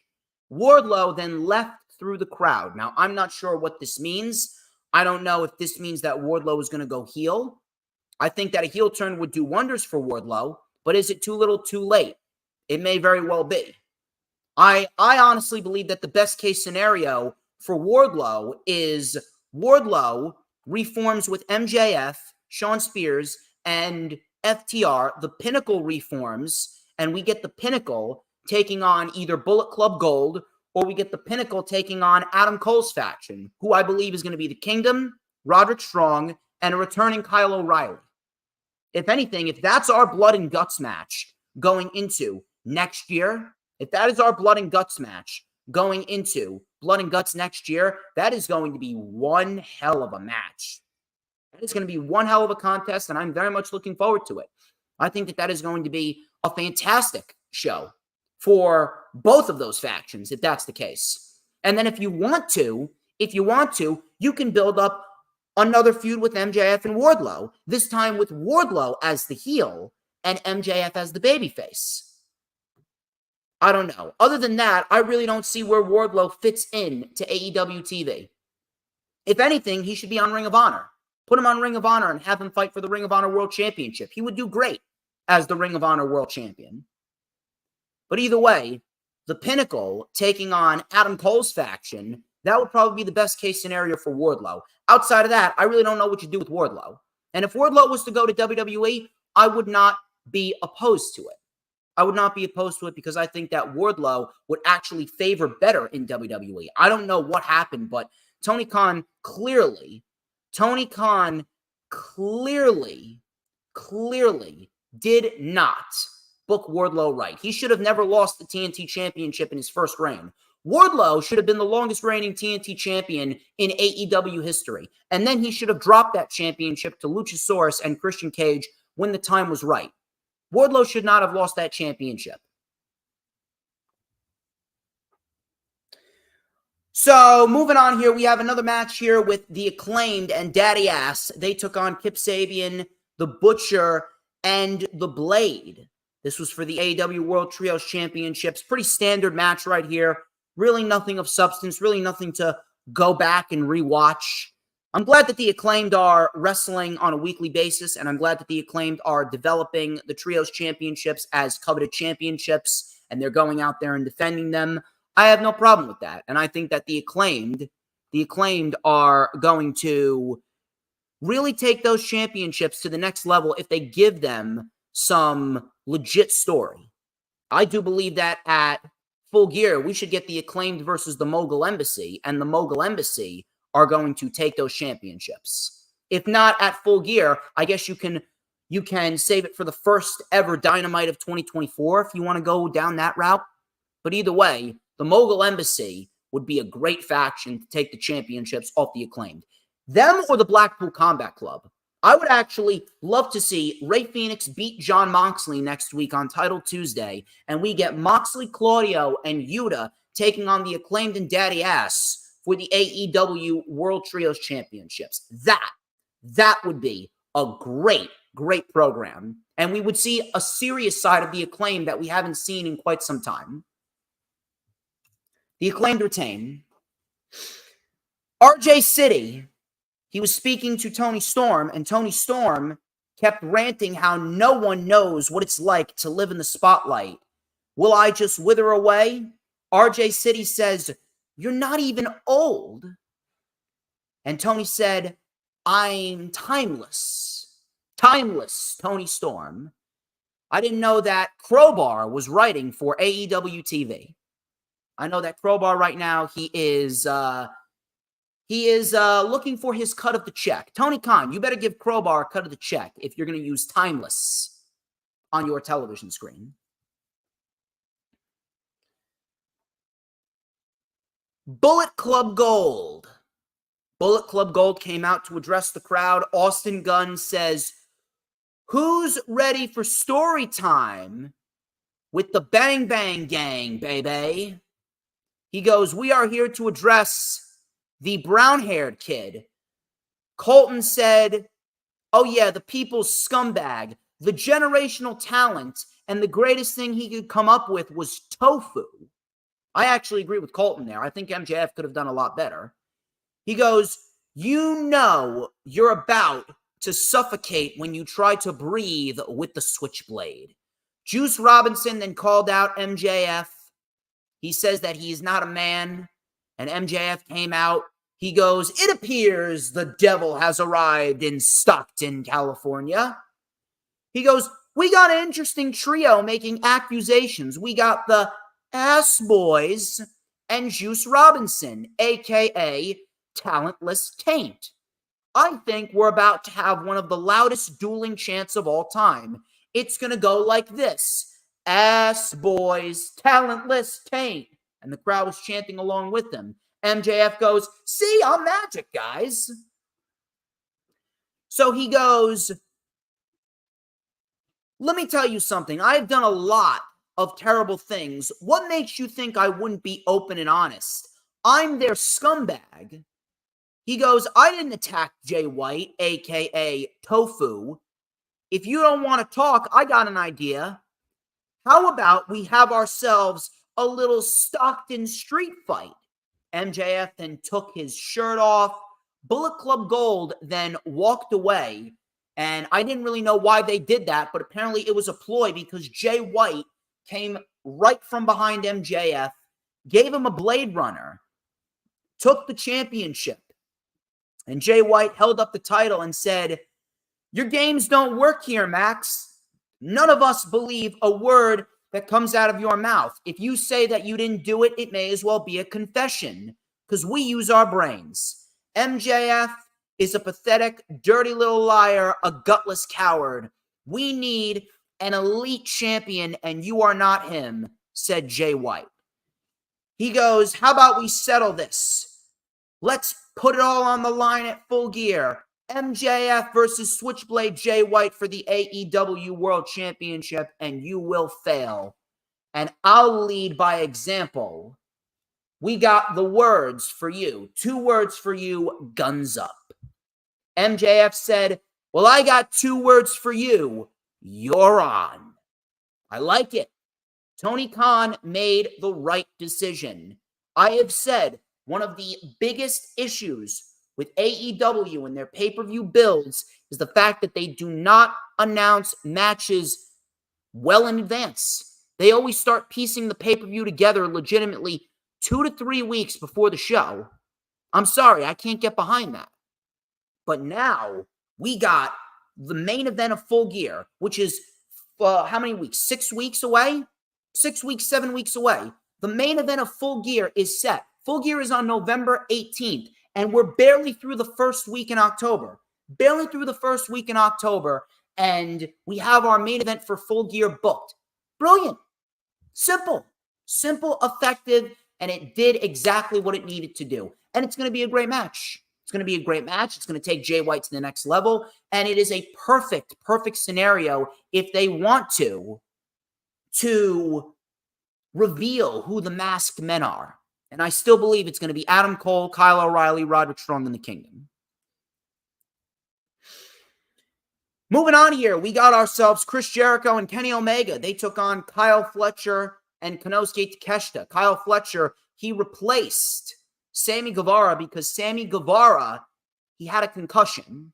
Sammy Guevara had a concussion, so we needed to get a replacement, and in this case, the replacement was Kyle Fletcher. I had no problem with that. I absolutely no problem with that whatsoever, especially considering that Kyle Fletcher is great at what he does. And this was a great tag team match. Kyle Fletcher, he had some great back and forths with Kenny Omega right here. We ultimately ended up getting Omega and Takeshita getting the win here. It was a code breaker into a one-winged angel, and that was that.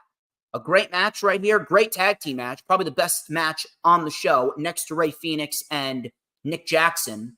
Afterwards, Don Callis was walking down to the ring, and then all of a sudden, Powerhouse Hobbs comes in out of nowhere, clotheslines both Kenny Omega and Chris Jericho, and Powerhouse Hobbs lays out Omega.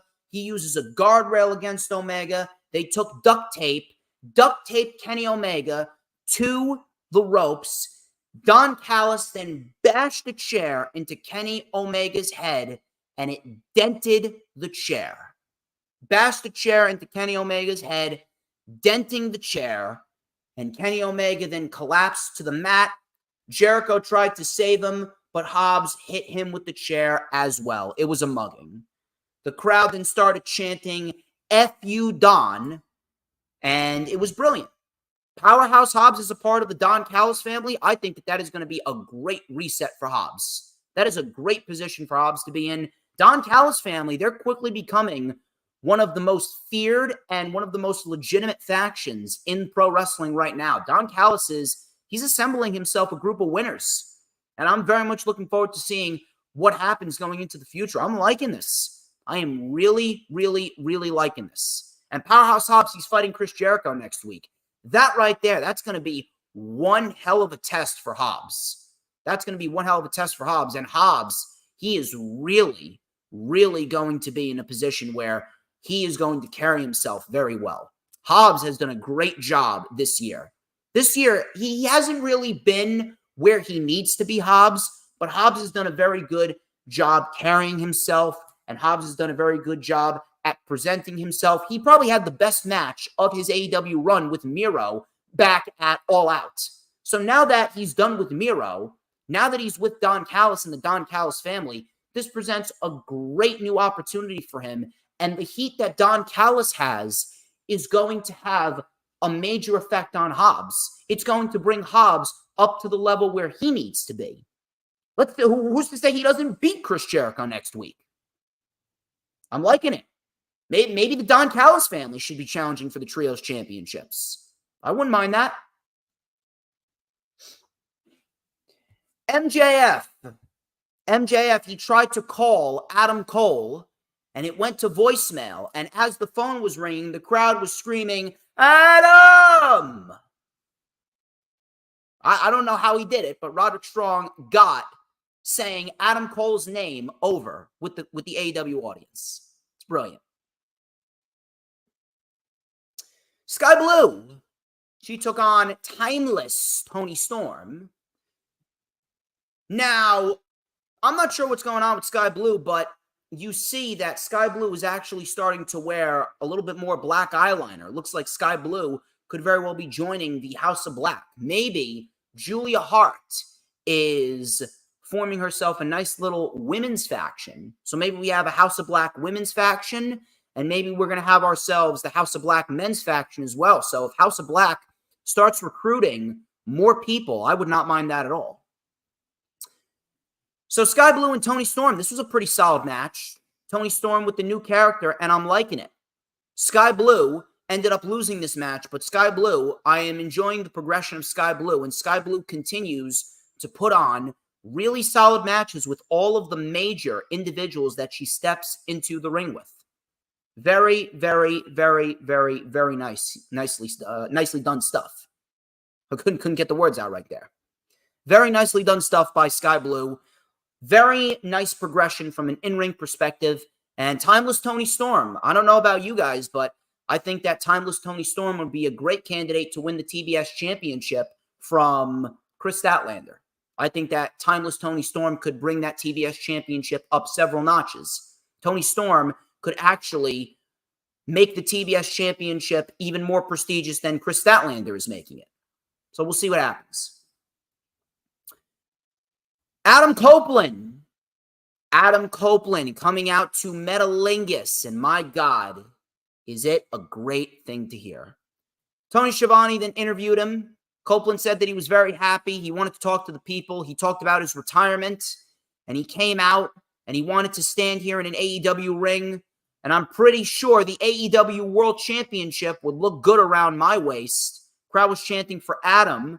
He talked about the first-time matches that he wants to face. He wants to have these first-time matches with guys like Jon Moxley, Kenny Omega, Powerhouse Hobbs, Miro, Jay White, Juice Robinson. All of these are amazing reasons to be here, but the main reason why I'm here is because my girls, Ruby and Lyric, told me to go and have fun with Uncle Jay. And for those of you that do not know who that is, I will call him by what you all call him, Christian Cage. I would like to come out here. I would like him to come out. So Christian Cage came out. His music hit. He was a little hesitant. He actually had this very annoyed look on his face. He was coming out very, very smug with the turtleneck and holding the TBS championship, or the TNT championship, excuse me. So the crowd was chanting, "Holy shit." Adam then talked about his friendship with Christian. He told him that he smashed Nick Wayne with a chair and speared Luchasaurus because I know that they are going to drop you just as soon as they have sucked all the information out of you. You know, I was there. I was standing there right in the barbershop when you brought them a poster of Sting and told them to cut your hair exactly like Sting, who was the individual that caused so many people to feel. So watching you attempting to smash Sting with a concerto, that's what I did. Sting was the reason that we got into professional wrestling. He said, "They are going to drop you like a bad habit. I am here because it is time. It is time for the first time in over 20 years. It is time for you and I to tag team together again to show these fans why we are one of the greatest tag teams of all time. We got to face a team like FTR, like the Young Bucks. Let's do this." Crowd chanted one more time, one more time. Christian then put his arms out, hugged Adam Copeland, and he said, "Go F yourself." He said he dropped an F-bomb on AEW TV, and it was unbelievably good. I love it. True heartbreak. True heartbreak on the face of Adam Copeland. Christian didn't even strike him. He didn't even strike him. He walked away. He walked away. Walked away. And he goes, "Hold on, before I go, let me just remind you of what you will be up against this Tuesday live on Dynamite." And Luchasaurus and Nick Wayne came out and stood toe-to-toe with Christian Cage looking at Adam Copeland. I mean, this was great. This was great. I'm telling you right now, this will be one of the greatest storylines that the AEW has ever told. This could very well be the greatest storyline since Adam Page's rise to the World Championship. It is going to be fantastic in every sense of the word. One appearance on Dynamite, and already Adam Copeland is involved in one of the most important storylines in company history. And it's going to be great. And anyone that is going to come on here and just bash it over and over again, I don't care if you're going to come out and say, "Oh, Edge is not going to make me watch AEW." You know, the fact that you're even talking about AEW and you claim that you hate it, that just goes to show me that you're a loser. You're a loser and you have nothing better to do in this life. Go get a job. Get a job, get a girlfriend, get a boyfriend if you're a chick. I've seen some chicks do this stuff. Most of these chicks are humpback whales anyway. This will be a great storyline. And Adam Copeland and Luchasaurus, they're going to kill it on Tuesday Night Dynamite. Excellent show. Excellent, excellent, excellent show. We got 2 more shows to go over, and then we're going to get on out of here. Let's talk about SmackDown. SmackDown. You want to talk about phoning it in? This show felt as irrelevant as it could possibly feel.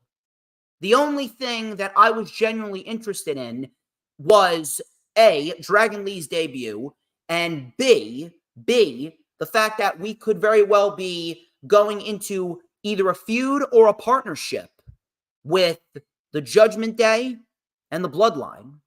And if that's the case, I would not mind that. We'll see what that brings us on WWE TV. But SmackDown, really nothing to sink your teeth into. Really nothing to sink your teeth into whatsoever outside of Dragon Lee's match with Austin Theory. And I can't even believe that I'm saying this, but Dragon Lee's only made 2 main roster appearances from a wrestling standpoint.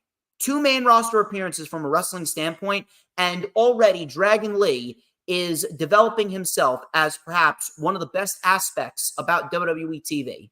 After 2 matches, two times he's been on the show, once on Raw and once on SmackDown, and both of those times he's been the best thing on the show. Unbelievable.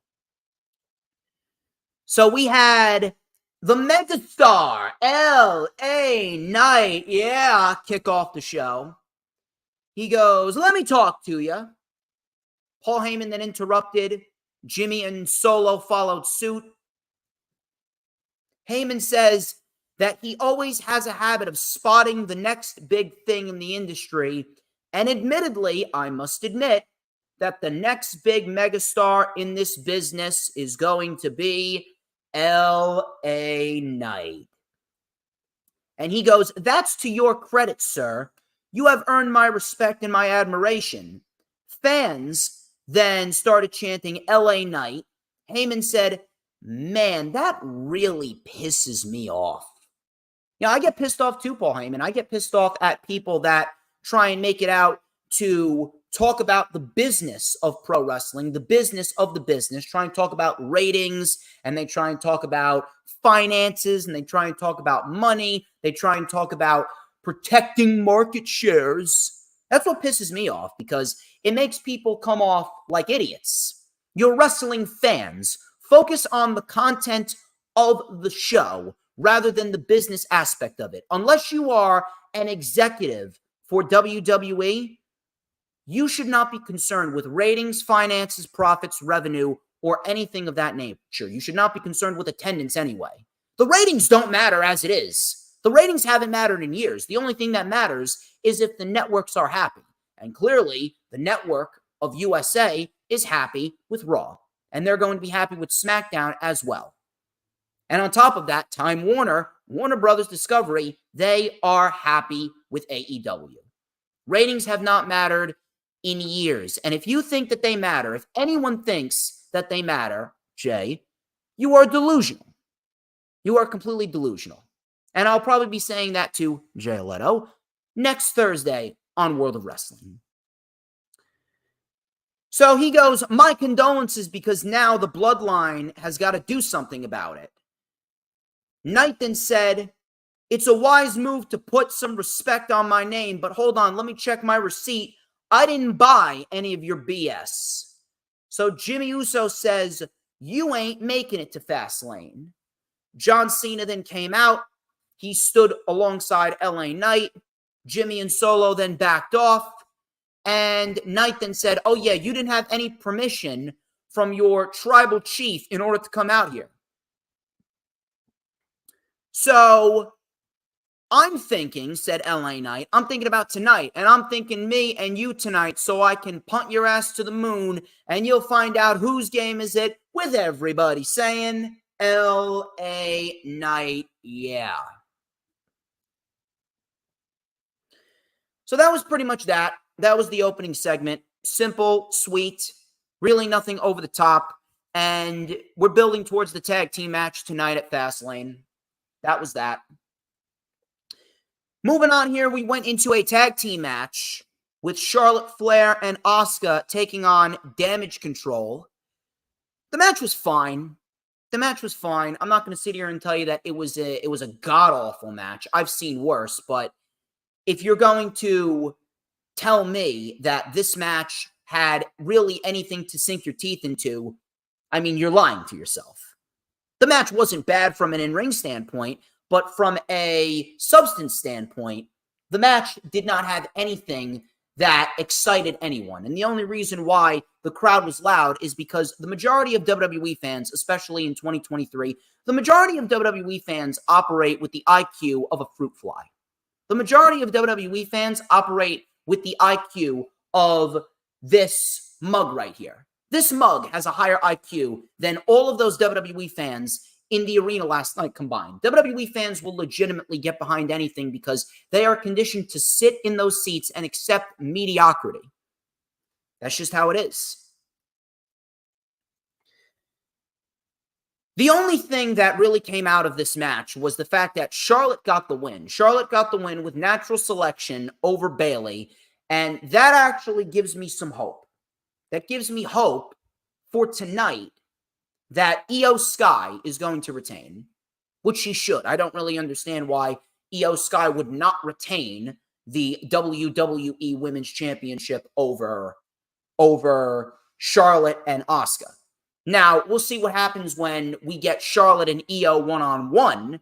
That right there is actually going to be a rather touchy subject, because if you think that Io Sky is going to make it past Charlotte Flair without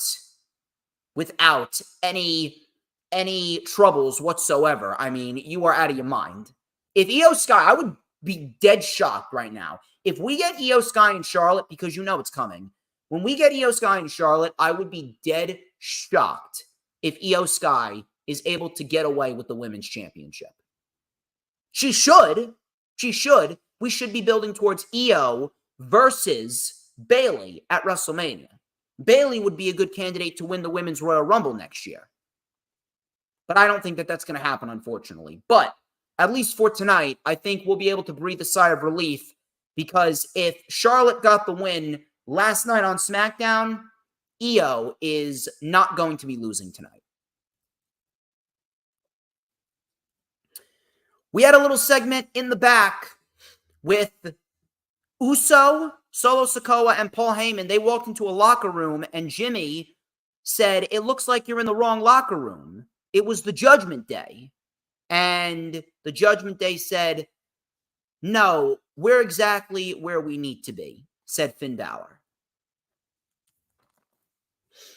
So we got a little stare down with the Bloodline and the Judgment Day. Everyone was ordered to leave as Rhea Ripley wanted to have a conversation with Paul Heyman. So Rhea Ripley said, "Let's talk."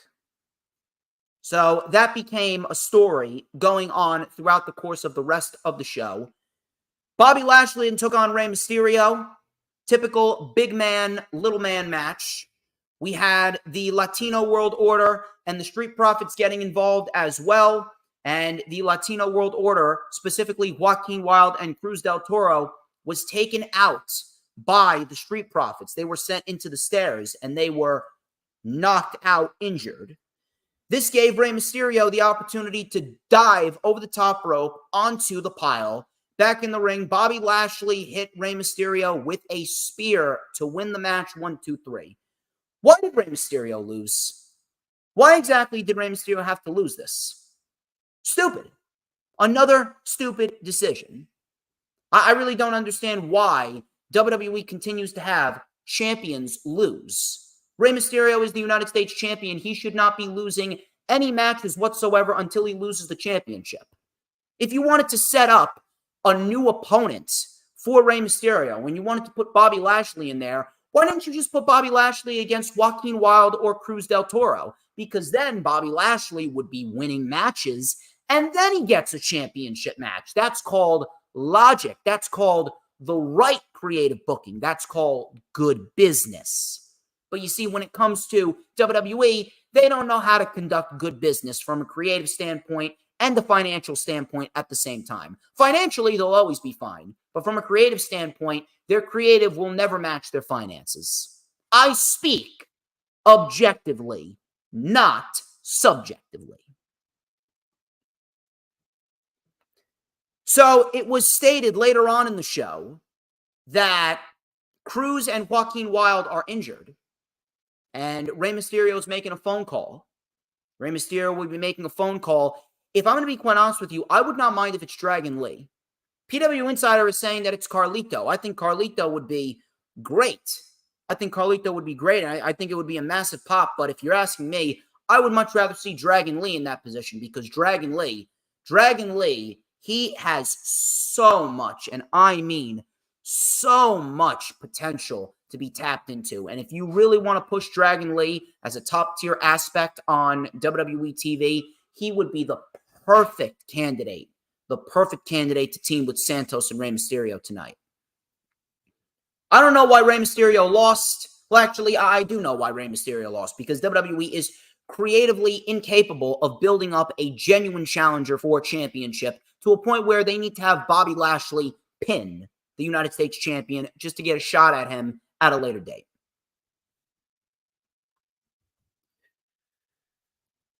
We got ourselves Paul Heyman and Rey Mysterio. I don't know why I said Rey Mysterio. Paul Heyman and Rhea Ripley.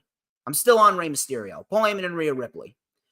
So they had a sit-down conversation, and Rhea Ripley wanted the Judgment Day and the Bloodline to be a formidable faction together. They are working together. The two most powerful factions in the industry working together.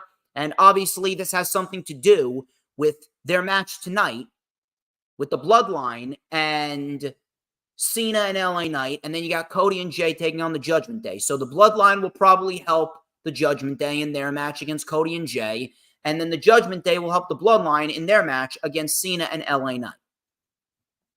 So Rhea said, it's authorized. Heyman said, I got to call Roman Reigns to get this authorized. Rhea said, Paul, acknowledge me. And Heyman said, you're playing a very dangerous game saying those words in this locker room. Rhea then said, you're going to acknowledge me just like your former boy Jey Uso acknowledged me, or else we'll find out who's stronger, the Judgment Day or the Bloodline. So I'm not sure if this is going to lead to Judgment Day versus the Bloodline. Maybe it could lead to a three-way War Games. Maybe it's Roman, Solo, and Jimmy taking on the Judgment Day, taking on Cody and Kevin Owens and Sami Zayn. Maybe Jey Uso is involved in there in some way, shape, or form. I don't know. I honest to God don't know. We'll have to wait and see. We'll have to wait and see how it plays out. Dragon Lee and Austin Theory. This match was great. This match was easily the best thing on SmackDown. And if you haven't watched it, I would highly encourage you to go out of your way to watch it. Austin Theory and Dragon Lee. Dragon Lee, then with a Hurricane Rana to Austin Theory. Very nicely done. Grayson Waller came out to watch the match. Theory then took over with a roll-through drop kick. Coming back from commercial, Dragon Lee came back with a super kick while Theory was upside down. Theory with a cross-legged fisherman brainbuster onto his knee. That got it too. Lee with a sit-out powerbomb. Theory with the ataxia. I haven't seen him bring out the ataxia in quite some time. But the ataxia connects. Ataxia connects. And Dragon Lee kicked out. Dragon Lee then with a Tree of Woe double stomp. Big Tope Con Hero taking out Theory and Waller. And he landed on his feet. Waller then took out Dragon Lee behind the ref's back. Cameron Grimes then came out of nowhere and took out Grayson Waller. And Dragon Lee rolled up Austin Theory for the victory. So I'm guessing that we're probably going to get a tag team match between Austin Theory, Grayson Waller, A-Town Down Under. And then we're going to get Cameron Grimes and Dragon Lee. So it looks like that tag team match is going to be an undercard tag team match on SmackDown going forward, which I don't mind because both Cameron Grimes and Dragon Lee should be prominent people on television.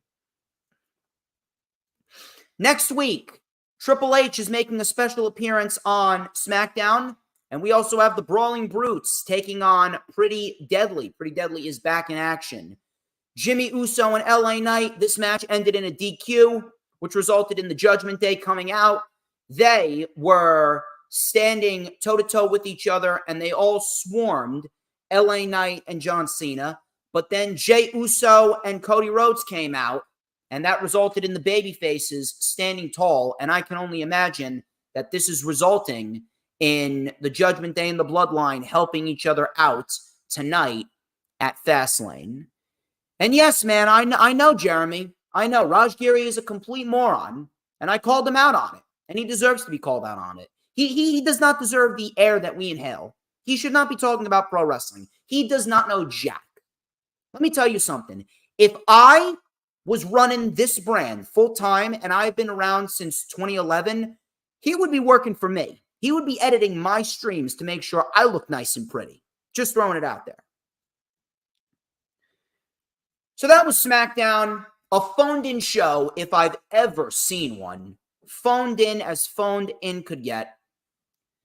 Rampage. Let's talk about Rampage. Rampage, we actually had a couple decent things going down on Rampage. Rampage was not a bad show whatsoever. The last couple weeks of Rampage have actually been pretty decent to watch. It's been a very easy watch. We've gotten some very good wrestling. We've gotten a couple storylines brewing as well. We have Eddie Kingston and Jay Lethal. They're forming a feud. Ortiz and Santana, their feud is slowly morphing. We got a great fatal four-way this week on Rampage to determine the number one contender for Eddie Kingston's Ring of Honor world title. So the show started off with an 8-man tag. It was Jake Hager, Daniel Garcia, and 2.0 taking on the Best Friends and the Hardys. And this was actually a very fun tag team match. It only went about 12 minutes, but it was a very fun tag team match. Probably the best part about the show for me was Daniel Garcia, right? Daniel Garcia is doing his dance, and Jeff Hardy starts doing his dance, and we had a dance-off, and then Jeff Hardy decides to do the Daniel Garcia dance, and Daniel Garcia went viral with his dance. It crossed over into the mainstream. So Jeff Hardy's doing the Daniel Garcia dance, and he actually did it pretty well. I'm not going to lie. Jeff Hardy pulled off the Daniel Garcia dance extremely well. So that was great. So Jake Hager then shut him down. We had a tag to Trent Beretta, German suplex barrage, super kick connects. There was an 8-way brawl. We had a 4-way hug by the Best Friends and the Hardys. So we then had a moonsault by Trent onto 2.0. Hager then decked Trent Beretta with a clothesline. Coming back from commercial, Beretta was then isolated. We had a tag to Matt Hardy, side effect on Matt Menard for a 2. We had an elbow to the back of the neck on Garcia, elbow drop by Parker. We had a Hager bomb, and Hager, he flew. I don't think people realize how good Jake Hager really is. We had Hager flying, and I mean flying through the air with this Hager bomb. He got some distance, and Jeff Hardy saved it. So everyone started taking out everyone with super kicks and drop kicks and lariats. All of a sudden, Daniel Garcia was sent into Matt Menard, and Matt Menard crashed into Anna Jay, which gave the babyfaces the advantage. We had a twist of fate by Matt Hardy. We had a dude buster by Trent Beretta, and then Jeff Hardy with the Swanton Bomb. Jeff Hardy pins Daniel Garcia, and Jeff Hardy gets the win. I would not mind seeing a one-on-one match between Jeff Hardy and Daniel Garcia. I think that Daniel Garcia would benefit greatly from a win over Jeff Hardy. I really do hope they start doing something with Daniel Garcia, because Daniel Garcia, he's too good to be wasting away like this. He's too good to be involved in nothing. If anything, I'm actually kind of disappointed that Daniel Garcia did not beat Katsuyori Shibata back at Ring of Honor Death Before Dishonor. Eddie Kingston was in the back. He had a segment with Jay Lethal's posse. And Eddie Kingston then told Sanjay Dutt, "Tell Jay to prove to me that he's still the same Jay Lethal. Until then, I'll catch you later." Stokely Hathaway then came in and he whispered something in Sanjay Dutt's ear. I don't know if this is going to be a thing, but I'm assuming that it's going to be a Battle of the Belts. I believe this would be Battle of the Belts number 8. We'll probably get Eddie Kingston versus Jay Lethal. I don't think that they're going to wait until December to do Jay Lethal and Eddie Kingston at Final Battle. I think it's going to be at Battle of the Belts. Probably somewhere mid-October, I'm guessing. We'll see what happens. We had a return vignette for Danhausen. Very nice, very evil. Danhausen is making his return, although I'm not really sure where he fits in to AEW television if I'm going to be quite honest here. And yes, Jeff Hardy is doing a lot better for himself. He's actually moving a lot better. He is wrestling in some decent matches, and he's helping other talent get over. So good for Jeff and Matt. They are giving back to the tag team division. I can't really complain about the Hardys because the Hardys are not being pushed to the moon when they shouldn't be. The Hardys are doing what they should be doing. They are helping give back to wrestling. We had a very quick tag team match right here with Claudio Castagnoli and Wheeler Yuta. Could have done without this match, if I'm going to be quite honest. Very academic. We then go into what was the best match of the night. The best match of the night, it was Lince Dorado making his AEW debut. Penta El Cero Miedo, Johnny TV, and Commander. This is a number one contenders match for a shot at the Ring of Honor World Championship. I actually wish that AEW would do more number one contenders matches. I think that number one contenders matches would favor great, whether it be for the Ring of Honor belts or whether it be for AEW belts, because we got a number one contenders match going down on Title Tuesday. It is the American Dragon Bryan Danielson taking on Swerve Strickland. So this was a great fatal four-way right here. We had Penta with a sling blade to Johnny TV, super kick to Dorado, double tope suicidas by Commander and Dorado. We actually had a nice back and forth between them. Very nicely done.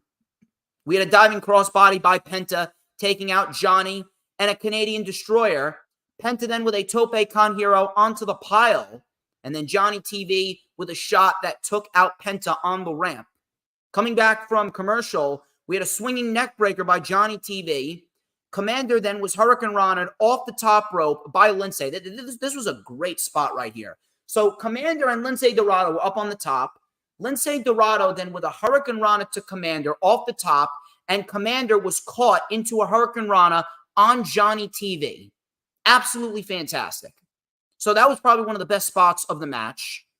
We had a moonsault off the top rope to the floor onto Johnny and Penta by Lince. Commander then with a tightrope plancha over the top onto the pile. We had Lince Dorado being thrown back into the ring.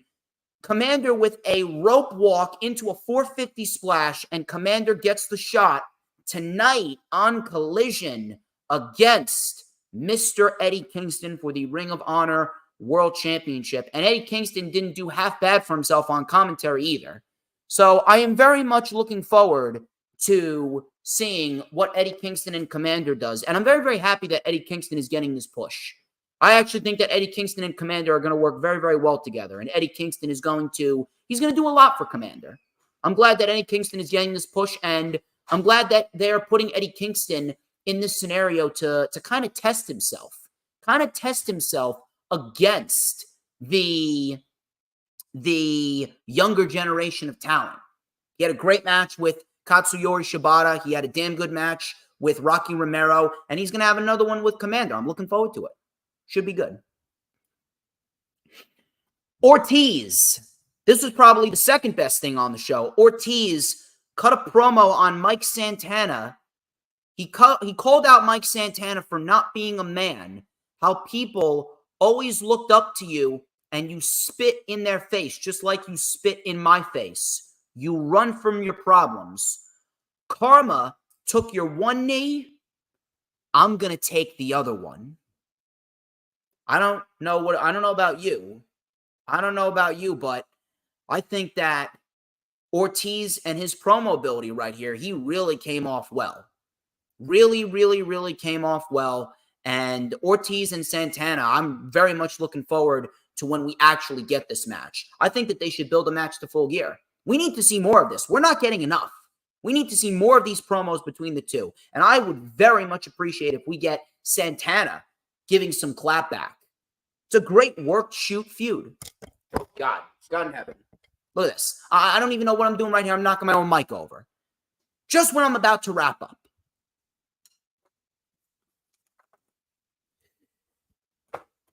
Main event of the show, Hikaru Shida and Chris Statlander versus Nyla Rose and Marina Shafir. Really nothing to go back and rewatch. Not to say it was a bad match, but this had the vibes of Charlotte Flair and Asuka versus Bayley and Io. Really nothing over the top right here. A decent match, but nothing to go back and rewatch. This was nothing more than a setup match to get Shida to her match against Saraya next week. Could we see Mercedes Moné next week? I don't know. Maybe. So Nyla and Shafir went right after Shida and Statlander. Shida was isolated. We had a tag to Statlander. She lit up both Nyla and Shafir. Nyla squashed Statlander when Statlander went for the body slam. She ended up getting the body slam anyway. We had a lariat by Nyla, Blue Thunder Bomb on Marina Shafir, roundhouse kick on Nyla, tag to Shida, crossbody to the floor, Falcon Arrow on Shafir for a 2. Shida and Statlander then with a Doomsday Device on Nyla, and then a Katana on Shafir. Shafir, I'm very happy Shafir didn't really do any moves in this match. It was mainly Nyla, Statlander, and Shida that did all the work. And Shida then won the match with the nightcap, which is Saraya's finishing move. Shida won the match with the nightcap, and obviously this is leading towards the match against Saraya on Title Tuesday. If they are given the proper amount of time, I actually do believe that Saraya could bring a decent match out of herself if she works with Shida. I think Shida's going to do a very good job at bringing a decent match out of Saraya, and we could very well see Mercedes Moné on Tuesday. Who knows? Not a bad show. Just a couple things that really didn't stand out. The Ortiz promo was very good. The opening match was very good. And then the Fatal 4-Way match for the number 1 contender spot against Kingston was very good overall. But ladies and gentlemen, that wraps up this edition of the Lightning Flash Update. Good crowd, very good crowd. I would like to thank each and every single one of you who tuned into the stream. Thank you to Maria. Thank you very much to Jeremy Lewis. Thank you very much to Lisa. Thank you very much to the Final Hoss. Thank you very much to Sarah Hapka, Dylan, and Dee Dee, and many other people that came by. Thank you to James Punaseca. Thank you very much. You guys are great. You make DJ Storms being worthwhile. It has been a great time here with you guys on a Saturday. Please do not forget to like, comment, subscribe. Check out all the links in the description. Remember, next Thursday, it is World of Wrestling episode number 2 with Jay Leto. We have a lot of topics to discuss. And then tomorrow, it is the rewind for WWE Fastlane. WWE Fastlane will be tonight. I'll be tweeting live for it. I'll be note-taking for it. I'm going to have to catch up on Ring of Honor and Collision tonight as well. Yeah, I saw you tag me on Twitter, Lisa. I'm going to have to go show it some love. But thank you very much for all the support. You guys are great. I am DJ Storms, and this has been the Lightning Flash Update. But before we get out of here, you already know what the deal is right here. It's a very important question that all must answer. Ladies and gentlemen, who runs the IWC? We'll tell ya who but DJ Storms. DJ Shizzle Dizzle my nizzle. And don't you ever forget it. 'Cause we want retribution. Oh yeah, we want retribution. Oh yeah, we want retribution.